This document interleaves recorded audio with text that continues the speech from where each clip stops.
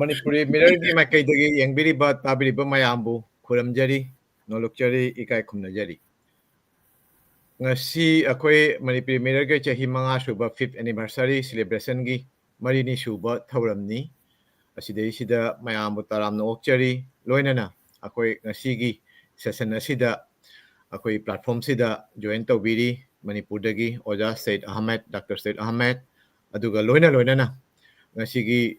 hiram haitar ngasi topic sina Mapan Manipurda Meitei Pangal asigi matang ojana maruena ngangbi gani aduga loinana akoina supplement ba koi khara khangning ba natragana khara sidei sida discussion sida saru yabina ba haiduna koi Bangladesh tagi oja ani lengsen bidun laire an bada oja Khurshid Ali koi Bangladesh kini Adompur Bazar koi Maurya district tagi oja Khurshid Ali laire aduga loinana Sajadul Haq Shopon koi kenogi ai ba amasung kabini तो अहमद ओजा sweat की कनो the लाक्चगे ओजा sweat सी बांग्लादेश से लाए अदुगा लोइना याम active point not only academic की प्लेटफॉर्म द खक्त नतब कोई सोशल मीडिया दसु एक्टिव पॉइंट लेबा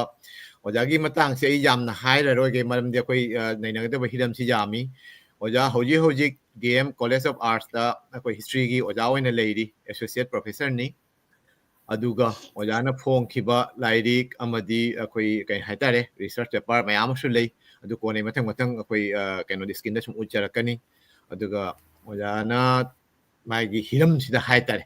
aski tamak akoi gi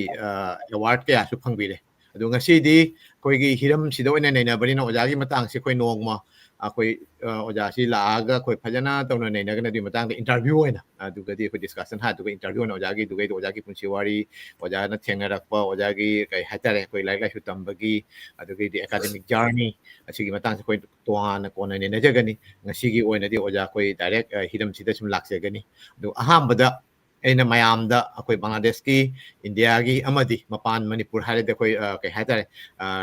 western world akoi Europe America even in koi Asia gi Korea da su leiba Australia da leiba koi yangbi ba mayam da su in nising jabati koi Meitei Pangal scholar sing manung da harul haitar young scholar sing manung da oja Soid Ahmed si mayam na su pamba amasung yamna kai hatare matik magun leiba oja ni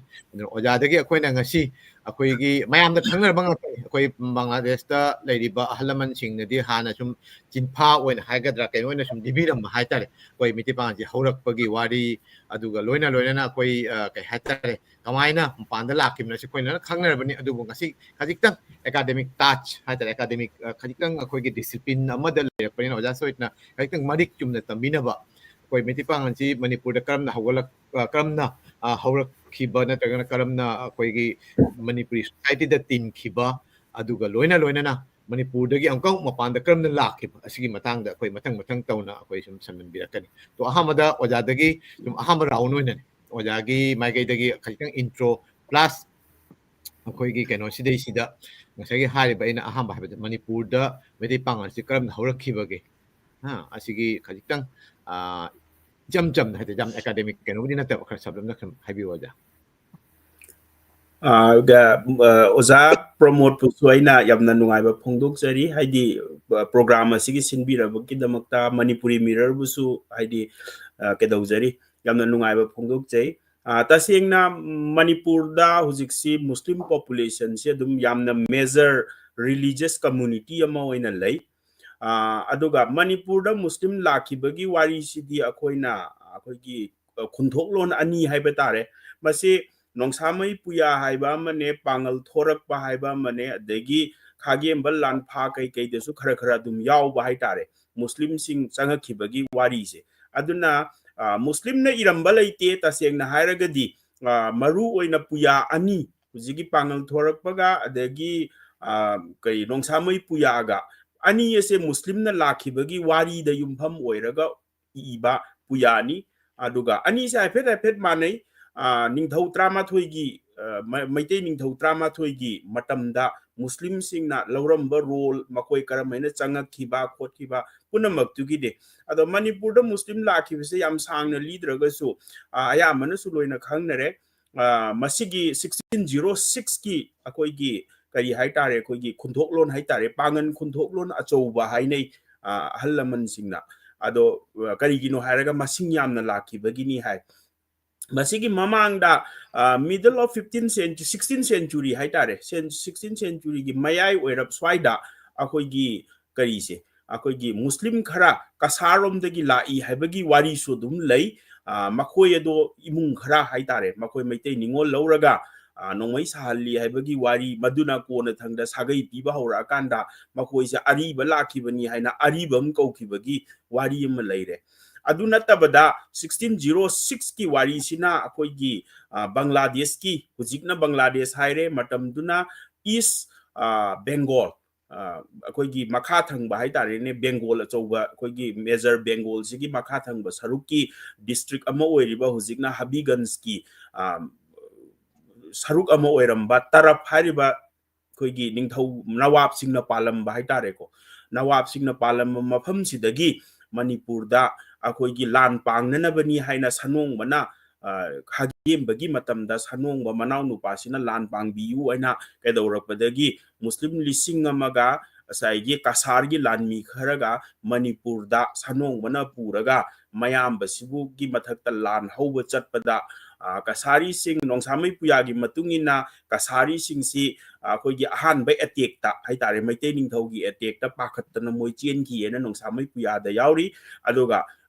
pangal lisingama sina lehobani hai di mohoi taam de bida chen khre hai aduga lehori ba kangbu sing sina lan theng na ba hai tare akoi gi ningthau sing siga maite ningthau ga lan mi sing duga lan theng na ba matam da maswai da chanai na ba ma khak lei kari gumba kanda kangbu amana masi lan phani hai basi hai ning da su dum yawe adubu nongsamai puya paragadi masida dum munna hai tare line by line paragadi adum khangbani haibadi nongmai paire pangan lising amase nongmai paire ena nongsamai puyada dum iri ado nongmai paire maitei gi nongmai matam du da marang kaina leite aduna lan se ngamoi dabagi mawong urakpa khagem base munon khan haibaduna hat kadagi tawi haibagi wari ama maduda nongsamai hujiki jai sing hairi sina kalhobagi wari ga so dum yauri basida marak sida upai leiro ena khalakpadagi bengali lon khangba hujiki lari yengbam sagai gi kari haitare yumna ki akoi gi kari haitare hujiki akoi gi jai sing kona thangdana nongsamai haina maming thon griba mathauna leibagi haitare nungsaguma ba mini haiba aduna magi thudagi negotiation nama tauraga khulai thamsi haibagi wari ama yauri khulai thamhalaba matungda akoi gi phaba akoi gi kari haitare makoi se nampuda phai haibagi wari yauri aduna madwai gi potuni adum yauri bedo ado kangbu kharana haitare ko scholar kharana masi lan pha nate namthak tawraga phabani haibusu dum yawi adubu madupuna maktudi akoina isana nongsamai puya dum parakanda iseng sengna dum uba potni adudagi matam duda of course Bengal hariba mafam sidi Mughal na yamna interesting oiba mana 1612 ta Bengal se aina thengnazabada kaina Jahangir na Afghan mayam se loina defeat tawraga aduda leiramba zamindar kari mayam se loina defeat tawraba matung da lawjan bagi wari akoi gi Bengal gi history da dum yauri Bengal gi history sai khara kupna pare ai gi research topic su oiba ai gi PhD gi aduna madugi research topic oibani na ina parak pakanda yamna interesting oibasina 1612 swai sida akoi gi Bengal se lawjan akoi gi Jahangir na Akbar gi matam da lawjan na bo honarami selhet se lawjan mangam da na kai gi no harga Afghan chief mayam amana madwai da muktana leibagi akoi gi wari dum yauri maduda ultimately akoi gi aroi bada Jahangir gi general ama Islam Khan aina akoi gi Islam Khan sina nampuda magi haising badu ulaga lawjan ki bagi wari yauri aduna matam duda akoi gi Mughal sing akoi Manipur da changa ki bagi wari su dum Mughal haiba pot se dum yauri nongsamai puya da su dum Mughal mayum maina leirami ga hai adagi ningthau macha khara su changa ki haibagi wari su dum lei ado madu supplement taunana ba akoi na nongsamai da pallibar Mughal sangha haise akoi gi Muslim gi office sibu Mughal sang naina akoi gi palli chaitharul kumbaba da su Mughal sang naina Mangal sang haise aduna kitang advance oina makoina skill mayam ama puraga lakpanina samna re chapu sabagi oiro chapu sabase khoi gi lamdam sida Manipur dana hana leiramba se chapu se khoi kai ni akoi gi porters wheel sizinadabida chapu sarame chaina ubak machet amana yeire sabani ado nongsamai puyada yauribasina Bengal gi chapu khusaduni adagi che sabagi wari yauri Manipurda khagem bagi matamda Chinese na che saba tambi hai adu eragasu Bengal dagi che saba hai na che sabam mai na saga yama lairibase mase Bengal gi tradition oiram doini koi che saba gi tradition se khena doini somda saba ga China rom da saba ga khena ram gani aduna sugum bagi skill mayam ama adagi sasan loi bagi adagi pauling thok bagi wari ama mayam ama skill mayam ama Bengal lom dagi sangak pasing sina pairak pa skill du uraga akoi gi adagi thajabi amasu leirame haibadi moje mughal gi lamdagi laibani yamna chawkhatpa kangbu ni haibagi kok amasu matamdu dadi kaigino haraga even Hindu bhawa India gi history da mughal gi mitau tamnarami ni Persian loan tamamini till 19th century bhawa da koi madrasa da even akoi Raja Ram Mohan Roy madrasa da koi gi tamami adagi mana iba lari Persian da irami ma si singina takpudi sai mughal gi culture do loini imitate tawbani aduna Manipur da su mughal gara changa khibagi wari yauri 1615 da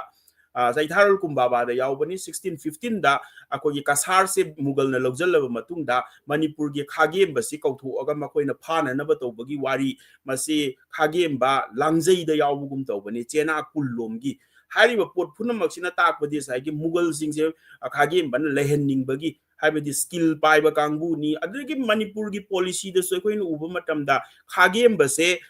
kai nation builder ni gaina khogi oza gangumai kamai khoina so hai kai gino hairaga ma se yamna haising bai batare ado magi social policy yam thagat le hujikan di yamna tamnare adagi magi matamda theory of kingship ka se khogi ningthau se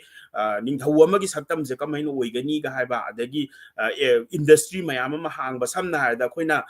teli dhauyon bagai naga magi matam daga hangami ba adagi mayang hisa sanggai naga hangi ba ada industry mayam ma hangi ade pangan phundrei gaina ado pangan phundrei khet pa kangbu gaina adagi chapu sabagi phu saba gaina hari ba skill tongan ba pai ba singse sagi khagem bana utilize tau ba hai tare makoi se harness tawraga makoi gi kanabudu lowna nabagi ado akoi khakta nate muslim khakta nate mana changjafam pirami buse tongan ba Chinese leram bagi magi matam da Chinese settle tawhan ki bagi wari lei san sing changa ki bagi wari sudum lei bamon sing already kyam bagi matam dagi changa kre aduna matam dugi policy do akoi gi kari ni aina sum theng na zabada yamna interesting wari sina lalup sina yamna akoi backbone na moi ba hai tare Manipur gi economy plus military gi aduna mi yami matik akoi gi lamdi yam leire matam duda lalup ama yawbada kari akoi gi lawpari ani ra kaino pibugum tawbani gangu mai gi like taga yawi do adi lamsi am chauna piramme ba mi yam da ba aduga lamhang na yamna leiba nina Mapan dagi lakpa mi se lehelaga revenue su ka ba lau busu adi westland mayam sing se lau bagi potama ani su bana Burmese na yam toina landarak pa na traga west rom dagi Bengal rom dagi tara iba landarak pa singse ngak na ba lalup se linghan ba darka lei haiba potse mase RK Jhaljit ki light su tum yaw bani haiba di outsider singse masi lehalaga population hengat han ba aduga aikoi gi economy phagat han ba military strengthen tau ba haiba policy ama adum aikoi na uba phangani madudi aduga hujiki midyeng de yengaga budi Mapan mayam pusalamme haibagi potuna totally different argument amo oire akoi na matam dugi situation du de yengba tabani kaigino hairaga garib niwas na pan ba swai daga di Burmese ka lan tauna ba se angak pa phangna tauna khre aduna lalup se yamna lingdradi adabani na yam pikraba akoi gi tampaki lamachet amada lalup amana Burmese ki lan achu mayam ama lan dara ising do thengnara ini adu ngamakta badagi saigi 1819 to 1820 26 phaugi saigi chahi taret khuntak pagi potu su la ini dana aduna aigi wakhandadi saigi akoina ngasi gi midyeng dagi sum yengaga akoina history se nainarakpa matamda matamdu da kai do bagi mahoi changa ino laihallina kari gino amana karino haibagi pot amarom da sum chat khibadu maina su tawe khoi gi argument jingse ado matam dugi politics socio economic political situation to the yengaga aikoina history se nainaraga di hena mayek sengadra khalle aduna muslim sing changa aga 1606 ki matung da su akoigi family masa changak pagi wari lei punamak tunani akoigi muslim community ama Manipur da haitare ko changaiba adugi marakta akoigi Meitei-dagi onjal-lakiba Muslim kharasu adum yawe hariba pulap-sina saba Muslim community ni haitare akoina Meitei Pangal haraga Manipurda kharana Pangal su hai kharana Meitei Pangal su hai do Manipuri Muslim hai su hai na ba yawe sigi community se sumaina form tawrakpani aduga society economy de yengaga na saigi laiminarurabani maruani yamna ngaibase nupi purakbagi case anira kaino khakne nongsamai puyada yawrise adagi haitare Bengal dagi nupi lakibase atai di loina ma Meitei ningol lawbani na du imung amada Meitei ningol duna yum pura abanina Meitei gi influence am chauna lerak pai base masana tabani saigi cha doriba thakka doriba set ka doriba punamak se saigi nupi duna tawrakpanina Meitei ningol gi macha masu oibanina aikhoida saigi chauna Meitei gi culture ama chauna ubdo akoina hujikpudi hoi islamization lakpa revivalist movement lakpa dagi budi sengbo ini adu tawrini si yadi haibagi pot lae matam amadadi ai wakhandadi asaigi Meitei ningol singduna imung purambanina makhoi gi londu lole Bengali kaukre aduga phije chakcha dabu oiro yumlei kairei dabu oiro punamak se saigi Meitei gi culture ama yam chauna mami tarami haibadune aina swaida sum si kadang hana thamjaki yam nungaijare oja akoigi tentakna akoigi kai haidara akoigi khangning-ba natragana mayamna yamna khawrangna ngai basini ojagi wahai singi tanaba ngasai so aina hajakibaduni Bangladesh ta leiriba akoigi Pangal isinau Meitei Pangal isinau singsi masingsu yamde Bangladesh ta chi matang oja kurse kra haigani to makoigi manungdasu ngasai mioi-bagi haunabini ojadi history gi oja su oibani khangwani akoigi isagi roots aigi haurakpamsi kadaidagino aisi kanano haibagi akoi ima ipa nungsibadona isagi lam akoi Bangladesh pokpani Bangladesh nungsijaba adugolana Manipuri imungda pokpani ba akoi Meitei imungda pokla Meitei gi jati gi haurakpam oiba Manipur basi nungsijaba natro asumaina akoi gi laira rambaja aigi imado aigi haurakpamdu adurasi nungsibagi keno sida sum leidoini adugumna aina kai poklakpa natra aina changakpa aigi ken haurakpa imungdugi magi haurakpam warisho koi loina khangni adugi damakta no jabo koina mosanjira koi yamna thagachari Bangladesh ki mayam gi makaidagi shu Manipuri mirror mayam gi makaidagi shu ojabo mokasu ikai khumnajari matang sida koi sajat oja sajat laksage sajat chi kharaktang karigungo oja sajat ki kenodo okay video si yadragadi yakidre yaragadi video hapyo aduga marakchiga ojagi si teme oja kurse to ne lasi oja kurse koigi oja soit na chukha takpireko aduga oja soit na takpi basiga oja na hana oja kurse na khangam baduga ojagi sina hari tiga sum amato ena ubra ade Bangladesh na Meitei Pangal masing sina karam tauba si matang just within 5 minutes ojagi oja kurse sina koi Bangladesh ki koi Bhanugasta leibani Bhanugasta ki jawrakpani saru yabani oja si high school amagi head teacher headmaster ni high school ama puba aduga ngang oringa dagi akoi sum tira igi di senior sing haitare sum akoi Meitei ron si phajana ngang ba aduga loinana akoi iba su sum khara iba yamna professional hai ga yamna kelari oina puthokba keno na dinate aduraga su sum Bengal maruina Bengali dadi i ojagi keno se sum ujaba phangi aduga ngang badadi Meitei ron si phajana ngang bana ojana sum Meitei ron na sum tambiro akoi gi ojagi khajitang intro piraga Bangladesh ta Meitei Pangal si kayam leiba aduga na ojana hai leba keno si ojagi kadigumba add tawning mo ojana khangamdabadu khangbudu leiraga su oja kurse pare pare yam nungaire mayam assalamu alaikum ai Mohammad Khurshid Ali ai hojik ta ai leiri maham si Bhanuga saiba khul emne hujik pudi South Kumra kapon hai ai koi gi Kamalganj Porosabha adui manung delai ai gi pokpamna Guramara Adumpur Bazar Guramara haiba khundugani ai yumji ani thokna leire adu hojik ti ai leiri si Bhanuga saiba khundugani adu egoi oja se kesu Bangladesh ta lak padai gesu thengna jagai ki te masu jawrei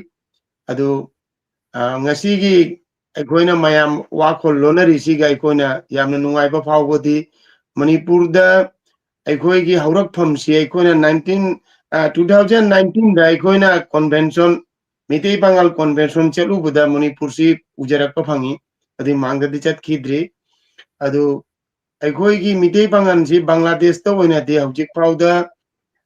near about 12,000 oigadra in a khali latest census CD on Jipo Pangdri 2019 that 10,000 oiba adugi koigi census ama delay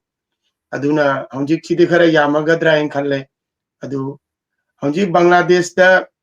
koigi history je oja said amatna haibiri ba wa khon siden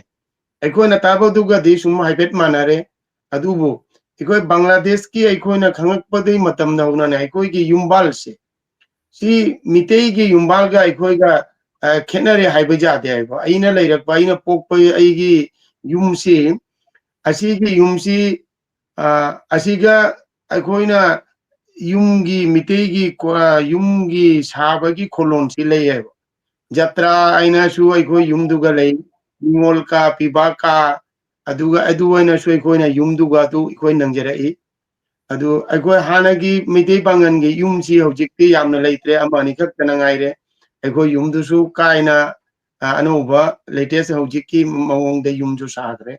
adu na mitei bangan gi wari sanarak pa loan siga oja sa da manna hunji liri siga de kaina ba khena badi ka suleite adu mana su tai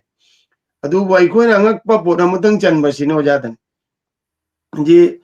Bangladesh tegi toro bhaiba adugi area duga gi mi chalaga Manipurda adumaina lan da jauru raga mateng pangaga leiraga adugi maki na mathang oina charon suron si lakpasigane mitei nupi adeidi muslim nupaga animak tugi dhara si lakpaninane mitei gi culture si hujik pa ko disu sumlei si larik lai su tamme haina kano tawraga su social gi kuno wari sanaba kuno gi onusthan tawba haiba tai festival oibada mitei gi firon setpa maki chatnaba asi sum hujik su lei marakta mina kaino re hairaga su hujik su gi nuhong charon kangde gi sinni tawba kari tawba si mitei pangan gi gi fijet si Manipur de yam phajana lei na Manipur da 2019 da uruba Manipur gi mitei nupi sing mane pangan nupi sing se mitei pangan nupi sing sine setli si Bangladesh ke di ahingong tin hai batai di mitei pangan gi gi culture gi je seri ba firon se si firon si Manipur da urakte na Manipur da uri si mitei nupi na set pa firon si adu maina set pa dum ure e ba kono ujabadu da adu na chalam ba khulsi mayam chalam ba maham siga Bangladesh te setliba gi mitei nu pangan nupi na setliba firon se sumaina de Manipur da set ba unarakte aduna original mitei pangan gi haurakpham culture du dine Bangladesh ne hena mita Manipur da gi hena leiri mareng khalle unjiksu adu na hanging badi sini larik lai su di jamna higalak pa jaure Bangladesh khangde media India khangde du gi origin si mitei pangan gi history si achumba matang kari oina haiba si dine kasar da khangde Manipur da khangde history iba oja sait amoto gumni iba si gane hek lepa amatang dia dumna eduk thengna jadri Bangladesh ki oja samatna iba Manipuri Musulman der itibritto aina iba larik si Bangladesh te history gi larik si na ahan mani adu magna irakpa larik siga matung inna dine na hana tarak paduga kena ba kya leite na si chungadra in khalle ba kosu adu Bangladesh ki hauji phibam dadi mitei pangan lairi si culture si yokhatna ba yam kanna honari mi liklaba sune mi lising tarani thoi leibana Bangladesh hujik phau na hujik phau da likna leiri si da culture yokhat pati matam di yamna thenglaba su kanna honari haibatai manungda larik haiba yamna afawa service to mi yam yaure adu oraga su social thabak orakpa matamda mi singsi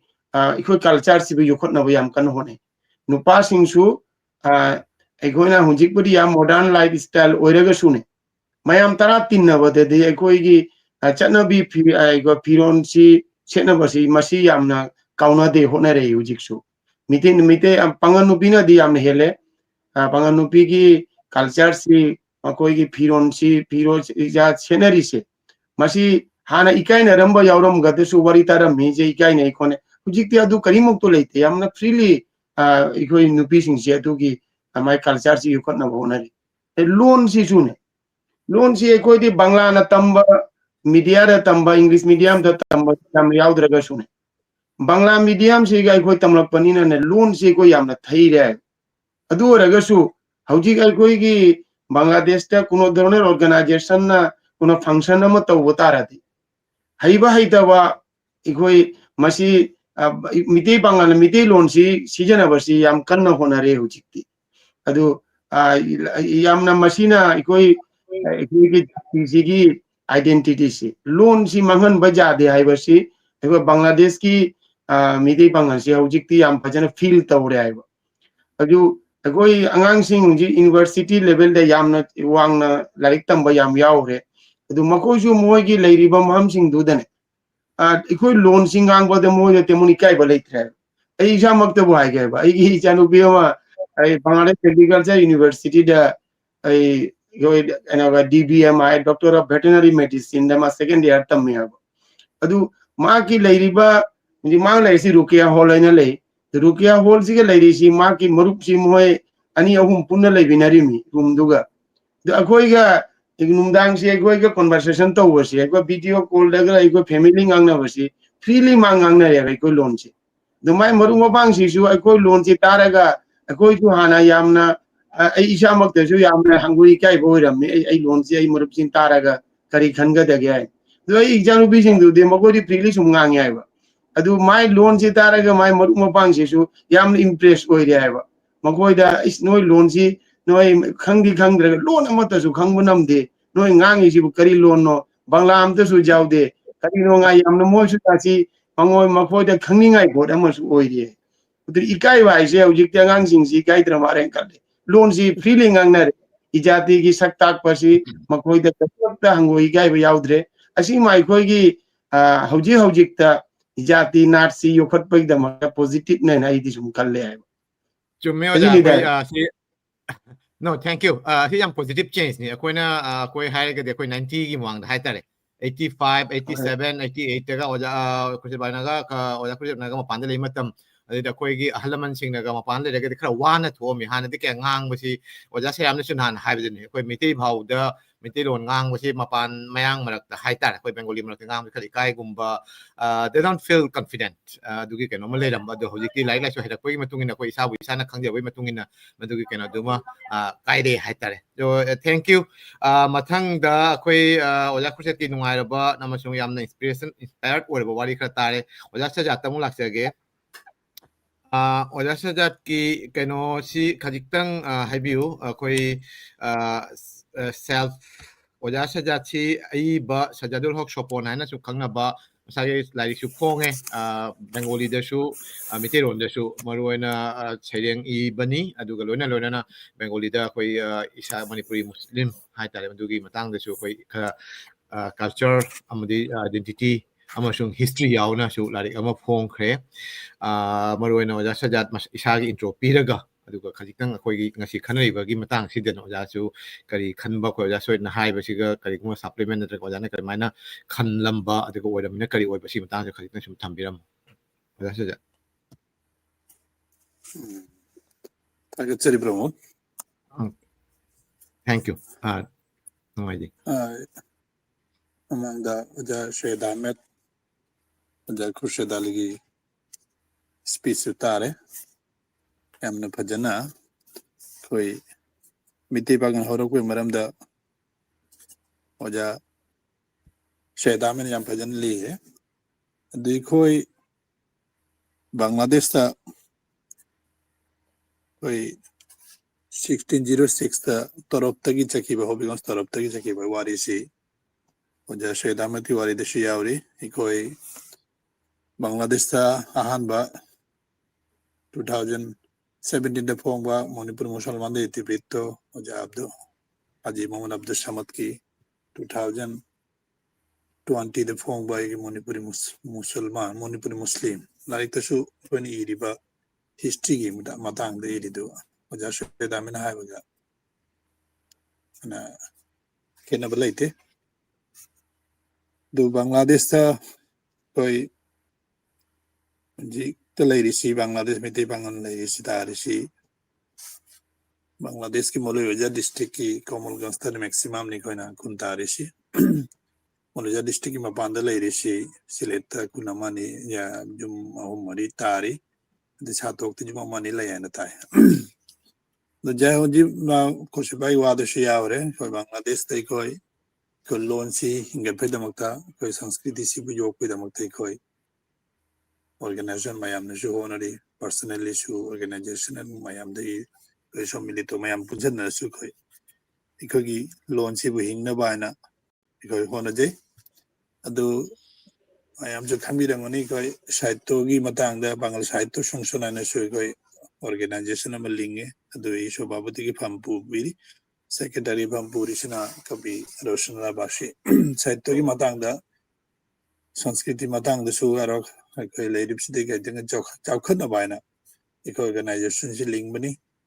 adu next si month ki December month ki 25 December de koi program pangtho ga na so de su tauri kai saitto sangsad ki adu Bangladesh ta lairiba committee bangan si missing the liya su jung ko shed bai wadu si aure ko 2019 de koi census am tawi adu 11,000 omni population adu matung dari koi kono census taudri lising mani hela mani matang da adu ji matumam da ikoi na pi ingai da ga hansing miti bangane ana porichobe mibu mingonda sakbai porichobe da identity pibudu piningamde ikai na rami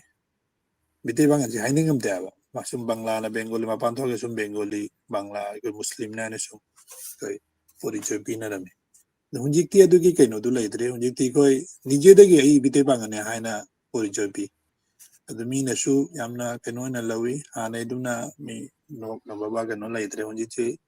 da wana lari lai su da chaklamina saitto lekhale ki da su koi lari su ma phonga mina mina su hana sakmai khangna da su hunjikti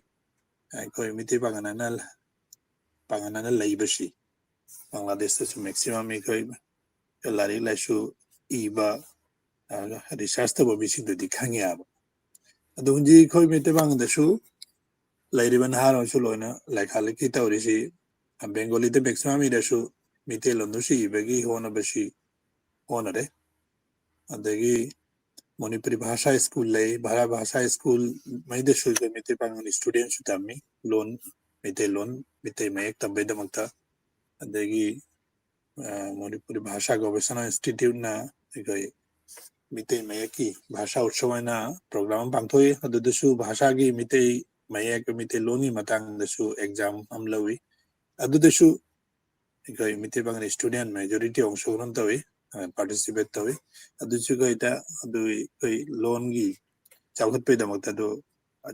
amna chawba mateng amne ane khanje adu unjikta koi Bangladesh ta leiri mite bangan si missing the li ga shu lari la shu ta chawkhat labina samaj sanskriti shu chawkhat pagi uddug ama lauramina mayam da shu unjik mite bangan si mayam na shu khangare hana missing liya ga shu lari lai shu chawkhalamina bhala bhala ikagi bam position da laiba job toba am position da laiba mi mayam thoe adu shu samas ki damak ta shu highlight so hele aduni thank you No, amatanga palambiu akoi hojiki pangal sahitya sangsad pong kano tawbase asagi Manipuri Muslim singi manungda ai bigi masing si li gambana hanadi thodokpa organizing haita loop oina kai haita akoi gi institution natragana jamna kaino oina mapung phaba organization chumnagi akoi education gi cultural gi natragana social change gi karigi asum organization ti mayam lei su lei de hojik su tung thola ken adu ꯑꯁꯤꯒꯤ ꯑꯩꯈꯣꯏꯒꯤ ꯁꯥꯏꯠꯇꯒꯤ ꯂꯨꯞ ꯑꯣꯏꯅ ꯃꯅꯤꯄꯨꯔꯗꯁꯨ ꯂꯩ ꯑꯇꯩ ꯑꯇꯣꯞꯄ ꯃꯤꯡꯗꯤ ꯁꯥꯏꯠ ꯃꯩꯇꯩ ꯄꯥꯉꯟ ꯄꯟꯗꯅ ꯑꯇꯣꯞꯄ ꯃꯃꯤꯡꯗ ꯃꯩꯇꯩ ꯄꯥꯉꯟꯁꯤꯡꯒꯤꯇ ꯑꯣꯏꯕ ꯅꯠꯇ꯭ꯔꯒ ꯑꯁꯥꯝꯗꯁꯨ ꯁꯨꯝ ꯂꯩ ꯑꯗꯨꯒ ꯕꯪꯒ꯭ꯂꯥꯗꯦꯁꯀꯤ ꯑꯣꯏꯅ ꯑꯣꯖꯥ ꯁꯦꯖꯥꯠ ꯑꯣꯏꯅ ꯍꯟꯗꯛ ꯄꯨꯊꯣꯛꯄ 2025ꯇꯅꯤꯀꯣ ꯍꯧꯖꯤꯛꯀꯤ ꯃꯥꯅꯤ ꯃꯥꯅꯤ ꯄꯥꯉꯜ ꯁꯥꯏꯠ ꯇꯣ ꯑꯁꯨꯝꯅ ꯅꯤꯡꯁꯤꯡꯉꯛꯄꯒꯤ ꯃꯔꯝꯁꯦ ꯀꯔꯝꯅ ꯍꯥꯟꯅꯅ ꯀꯔꯤꯒꯤ ꯂꯩꯔꯝꯗ꯭ꯔꯤꯕꯅꯣ ꯍꯧꯖꯤꯛꯅ ꯀꯃꯥꯏꯅ ꯑꯩꯈꯣꯏꯒꯤ ꯏꯁꯥꯒꯤ ꯑꯣꯏꯕ ꯂꯨꯞ ꯑꯃ ꯁꯥꯏꯠꯇꯒꯤꯇ ꯑꯣꯏꯕ ꯂꯨꯞ ꯑꯃ ꯐꯣꯡꯗꯣꯔꯛꯄꯁꯦ ꯑꯁꯤꯒꯤ ꯃꯌꯣꯟ ꯇꯝꯃꯛꯄꯁꯦ ꯀꯔꯤꯒꯤꯗꯃꯛꯇꯅ ꯀꯃꯥꯏꯅ ꯑꯣꯏꯔꯛꯈꯤꯕꯅ ꯁꯝꯂꯞꯅ ꯖꯁ 2-3 minutes ꯑꯗꯨ ꯀꯣꯟꯅ ꯑꯩꯈꯣꯏ ꯅꯣꯡꯃꯕꯨꯗꯤ ꯋꯥꯔꯤ ꯁꯥꯟꯅꯁꯦ ꯑꯩꯅ ꯁꯨꯝ ꯈꯪꯅꯤꯡꯕ ꯍꯥꯏꯇꯥꯔꯦ ꯃꯌꯥꯝꯅꯁꯨ ꯈꯪꯅꯤꯡꯕ ꯑꯩꯈꯣꯏꯒꯤ ꯁꯃꯥꯖ ꯑꯩꯈꯣꯏꯒꯤ community develop ꯀꯤꯗꯃꯛꯇꯗꯤ organization ꯃꯌꯥꯝ ꯂꯩ education ꯃꯇꯥꯡꯗ ꯕꯪꯒ꯭ꯂꯥꯗꯦꯁ ꯃꯅꯤꯄꯨꯔ ꯏꯟꯁꯇꯤꯇ꯭ꯌꯨꯁꯟ ꯇ꯭ꯔꯁꯠ ꯃꯅꯤꯄꯨꯔꯤ ꯃꯨꯁꯂꯤꯝ ꯇꯤꯆꯔꯁ ꯐꯣꯔꯝ ꯆꯥꯇ꯭ꯔ ꯀꯜꯌꯥꯟ ꯄꯔꯤषद ꯑꯗꯨ education ꯃꯇꯥꯡꯗ ꯊꯕꯛ ꯁꯨꯔꯤ ꯑꯗ community develop ꯀꯤꯗꯃꯛꯇ ꯁꯃꯥꯖ ꯀꯜꯌꯥꯟ ꯄꯔꯤषद ꯂꯩ ꯕꯪꯒ꯭ꯂꯥꯗꯦꯁ ꯃꯅꯤꯄꯨꯔ ꯃꯨꯁꯂꯤꯝ development organization ꯂꯩ কিন্তু শুধু সাহিত্যꯒꯤꯗꯃꯛꯇ আলাদা organization ꯑꯃ ꯂꯤꯡꯈꯠꯂꯗꯤ ꯑꯩꯈꯣꯏꯒꯤ ꯂꯥꯏꯔꯤꯛ ꯂꯥꯏꯁꯨꯗ ꯂꯩꯈꯥ ꯂꯩꯈꯤ ꯇꯧꯕꯁꯤ ꯑꯩꯈꯣꯏ ꯑꯗꯨꯒꯤ ꯆꯣꯔꯆꯥ ꯄ꯭ꯔꯦꯛꯇꯤꯁꯇꯨ ꯑꯩꯈꯣꯏ ꯕꯥꯔꯤ ꯌꯥꯀꯗꯦꯕ ꯑꯗꯨꯒꯤ ꯋꯥꯈꯟꯗꯅꯤ ꯑꯩꯈꯣꯏꯅ ꯑꯣꯔꯒꯅꯥꯏꯖꯦꯁꯟꯁꯤ ꯂꯤꯡꯕꯅꯤ ꯑꯦꯝꯅꯦ ꯂꯥꯏꯔꯤꯛ ꯑꯣꯏꯅ ꯐꯣꯡꯕꯗꯤ ꯕꯪꯒ꯭ꯂꯥꯗꯦꯁꯇ ꯍꯧꯖꯤꯛꯁꯨ ꯃꯤ ꯑꯍꯨꯝꯒꯤ ꯂꯥꯏꯔꯤꯛꯇꯅꯤ ꯐꯣꯡꯉꯤꯁꯤ ꯍꯥꯖꯤ ꯃꯣꯍꯝꯃꯗ ꯑꯕꯗꯨꯜ ꯁꯃꯗ ꯑꯩ ꯏꯁꯥꯃꯛ ꯁज्ꯖꯥꯗꯨꯜ ꯁꯣꯄꯣꯟ ꯀꯣꯕꯤ ꯔꯣꯁꯟ ꯅꯥꯕꯥꯁꯤꯒꯤ ꯂꯥꯏꯔꯤꯛ ꯐꯣꯡꯉꯤ ꯑꯇꯩꯁꯨ ꯃꯌꯥꯝ ꯏꯕ ꯂꯩ কিন্তু ꯂꯥꯏꯔꯤꯛ ꯑꯣꯏꯅ ꯐꯣꯡꯗ꯭ꯔꯤ ꯑꯍꯟꯁꯤꯡꯗꯁꯨ ꯑꯩꯈꯣꯏ ꯑꯕꯗꯨꯜ ꯃꯣꯖꯤꯗ ꯆꯧꯙꯨꯔꯤ अब्दुल मजीद लाइहिद्रे अखोई खुर्शीद बाइसुई शमसन नहर मिता हुमान रजा सुहेल नहर उदसु मयाम इब थोरे किंतु लारिक ओइन फोंगबगी कनो दु लाक्त्री दु कोई साहित्य परिषद में लिखलदी लारि लाइसु फोंगबगी मतांगदा मैगजीन फोंगबई मतांगदसु आरो इंस्पिरेशन ओनी आरो मयाम सु लारिक फोंगबगी वाखन दु लाकनी लाकना बायना कोई दु आरो चखन बायना साहित्य मतांगदा कोई सी साहित्य संगठन ऑर्गेनाइजेशन लिंक बने thank you Okay. Thank you. Sigi matang da koi nong ma oja sa dat kasu wari sana gani koi Bangladesh da Manipuri ai singi matang da Manipuri Muslim singi. To hoji amko mong oja sa ita lak jarage. Ngasai gi matang oja sa dat na su amasung oja kursi na su hai gani Bangladesh da lai ba koi midi pangal singi pibam amasung mo sigi olai ba kai no si. To asige siga changjandring ai da hai tare oja na ngasai Manipurda midi pangal haudorakpagi amasung mahakki pangal singi thodang hai gadra rule na chingba adedi cultural identity adedi language ki matang chu panbirame thodokna sida ngasidi yamna deeply yam manung hakchinna yamna kena khumang chawsanna di wari sana bagi khudong chabadu ngamjararoi tawutubu matungda karagumba karigumba hangningba sum hangbira khoi kona nongma sigi session si haitara sigi elaborate tobu oina akoi miti pangan gi matangda not only history culture adedi tradition punamaki matangda koi series oma oina pangthok chege khalli oja state kumba अकोई resource person कहेते learned person मयाम जो कोई खवरांग ngaijari मकोई washing जुता सि मथंग मथंग अकोई सुम नै नजर कनी दु ngasi gi oina hojikti oja sum mapan lamda de manipur gi mapan lamda bangal sing sina khundarak pagi sum samla pa khoi wari di sum khangi koi chahi tare khunda ko de koi metei kai hatare la chen na ba sing haigadra koi mapan lamda sum thorok ning dhou na thorok ko de sum oja oja samat amasung koi sajat bhai gi larik te sum pal moina bengali di ibadani koi na sum pai adugo loina na ahalaman sing na su koi gi keno oina manipur dagi bu oro kasar dagi assam dagi irakpa maru oina koi chefong nu phongok pa keno khar su thengnare aduga loina na research journal oina natragana keno oina academic journal da phong ki pa keno khasu thengnare aduna koi guma khara thijan khomjin ba kang na pa ba ngamba natraga keno to ba thengnaru bhai tar तसेंगना असिगी Matang ओजाना खजितंग तेन तकना हाइतारे मपान lambda कमायना खुंदारखिबा अदुगा लोइना मकोगी हौजिकी ओइरिबा Assam गी त्रिपुरा गी ओजाना सुम तथुरबनिना Bangladesh जौरमे सिगी Matang Samlap खजितंग हाइबु outside हाइतार Manipur गी मपान the खुंदारिबा मेदि Pangan सिंग सिगी मतंग अदुगा लोइना ओजा खुरसिनसु हाइकिबा केनो सिंग गी remark हाइतारे मकोगी Matang दसु खरसुम थंबिरमु अदुगा सिगेसिगा ओजा कोन आई सुम संजरका सिगी केनो सिसु सुम तुंगदा नेनागदरा हौजि कोने नेनागदरा कोइगी व्यूअर मन हंगको माय ममिंग सिदि फजना रेक्स कोइजम मासी यूट्यूब मणिपुरी यूट्यूब अकोई मणिपुरी मिरर यूट्यूब चैनल लगी हंगको केनोनी हंगको वहंगनी माना तसेंग हनिंग मसी ममांगै दा कोइ मिदि पांगनगा मितैगा लेनरंबा मरी सी हौजिकति खरा खेनाबा गुमोइना उरे असि कमायना मु हंजलकपा यागदनी हाइबगी वहंग सिनी यामना haitare matamgi oiba wahang haitare asigi keno sisu koi kona nei nagani elaborate yam tawbading nuaira oja sum thambiram aduga loinana sai mapan lamda manipuri muslim sing na khundara kogi wari aduga na makogi keno gi identity and cultural keno se koi ngak na chatpagi matang se oja na sum thengnar ko du khali na pawdam bisi thank you oja oh kai ni ai se ani thok no zana hari du mai na ahan bagi sidi akoi gi manipur dagi Meitei Pangal se Mapan lamda maru oina chatkibagi matang sima ai first hapetang panjagi yam tiantak na maru oina khoi dum khange Meitei Pangal Meitei budin yam ngalle chatkibase Meitei gi chatkibagi wari di aina yamna pandraga su samna harabada koina Burmese singa Assamese singa adagi ningthaurel haitare kasarga ade Tripura gi ningthaugi family ga akogi matrimonial alliance haitare ne ningthaugi masien gi launa leinabagi pot ama yam chauna lei ai handak Assam da chacharui Assam da khun ani lei akogi kaurangi ni kari sina akogi maharani sina akogi ma mayum ban bada pukiba manai masan mayam duna khunda han ki balam ni na handak chacharui aduda su khun yam chauna lei adu maina akogi kari haitare akogi ningthaugi macha masu thajaki akogi manai masan mayam ama puraga mafam duda leikibagi khunda kibagi wari Meitei gi yam ngalle adudi 1819 gi chahi tare khunda kogi mamangda akoi khunda kibagi wari leire aduga Meitei Pangal di maru oina 1819 aduga 1826 phaugi akoina khangnari ba chahi tare khunda kogi matamda satpan oigani haibasina mapung oina I thamjage aduga tasengna mamangda akoigi puramba yabagi wari su dum phangi aina handak thengna jabase recently yamna ngakpa mana 1819 gi mamangda along paya khoina maru oina ai amakhatang example amakak pirake 18th century gi loiram dai oram gani 1785 ra dwai chawrak pa sok tu di chimpa pudre madwai da along paya na la aga akoigi impan mayai sida polo ground da numit mapan nira kaino leiram maga akoigi akoigi ot nairakpagi akoigi along paya na Burmese ki ningthausina madugi pot ama aina thengnajai ado mayam su dum khangba yawramgani paba minati aduda mayam ma puki Manipur da 1819 gi mamangda Manipur macha mayam lan phawaina puki aduda pangan yawramgadra haibagi chingnaba ama aina sum phaujai karigino hairaga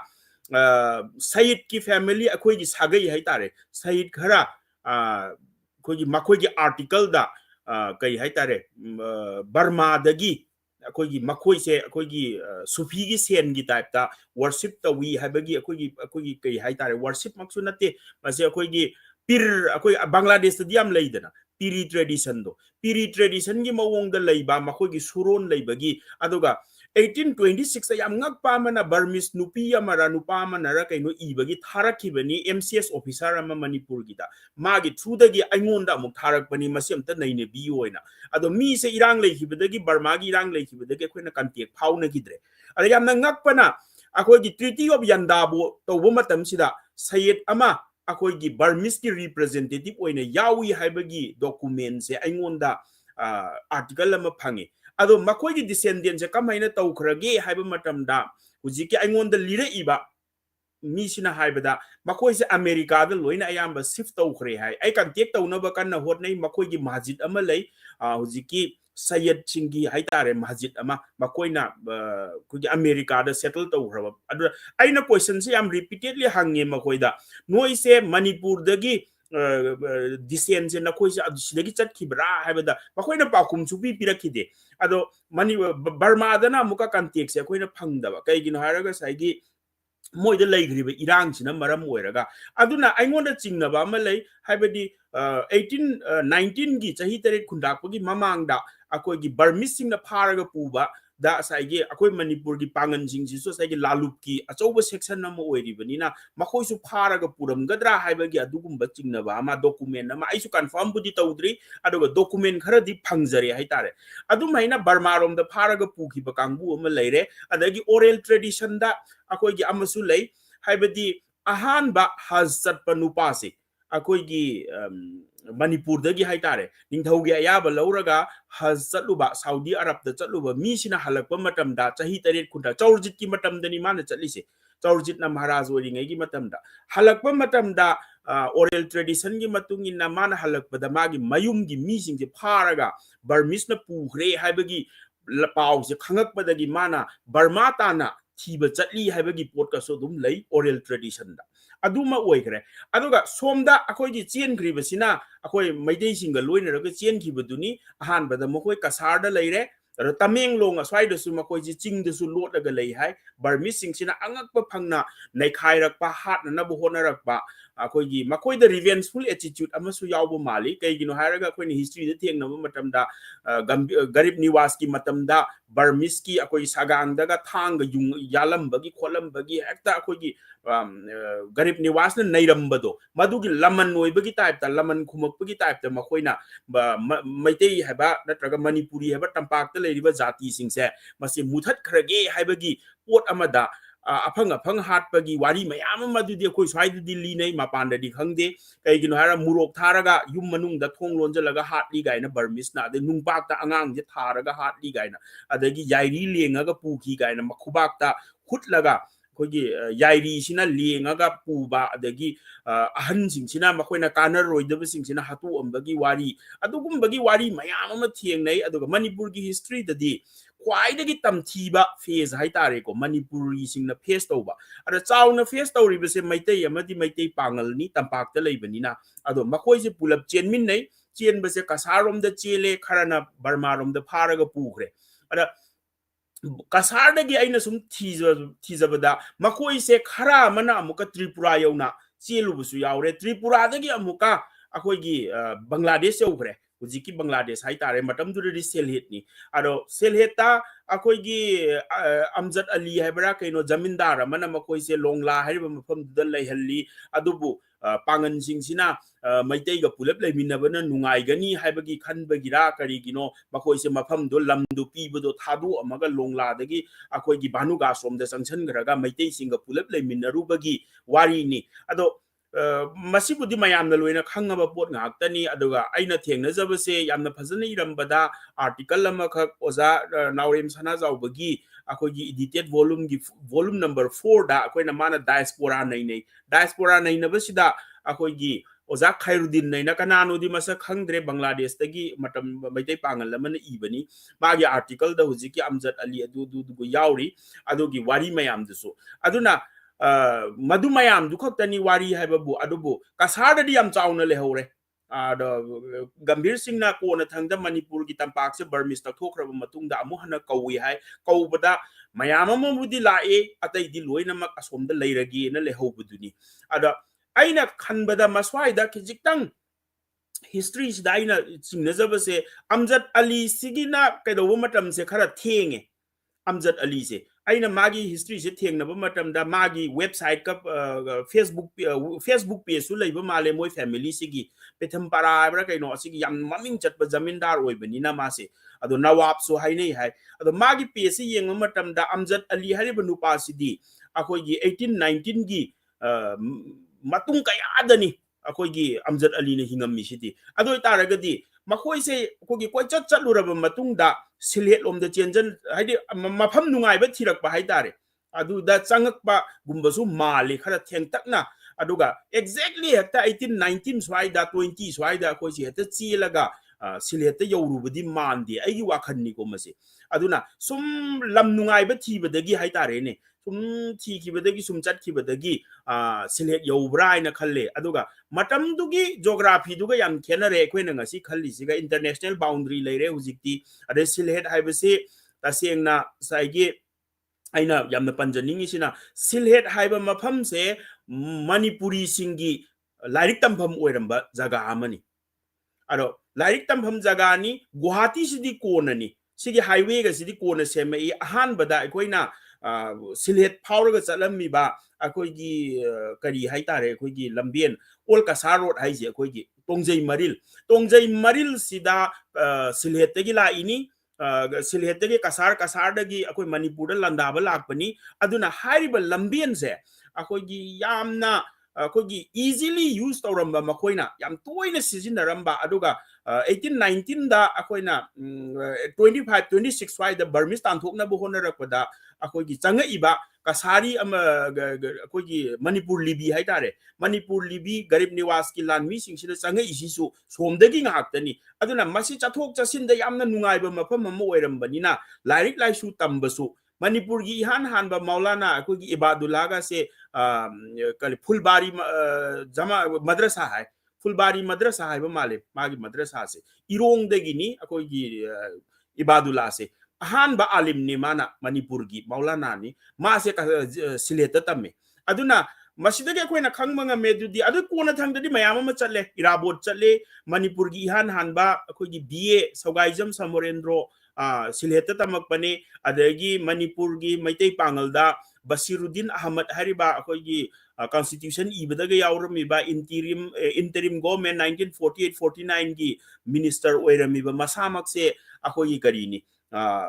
MC college Murari Chan college tagi passed out tawrakpani aduna Meitei dasu Pangal dasu ahan ba lairik tambase ayamana silhet lomda dharma gi oiro adagi kona thangdani Guwahati ga chatlaga tama isidi yam thengre ahan badadi silhet lomgi lamben adai akoina British ki account da thengna badasu Baskandi hariba mafam sidagi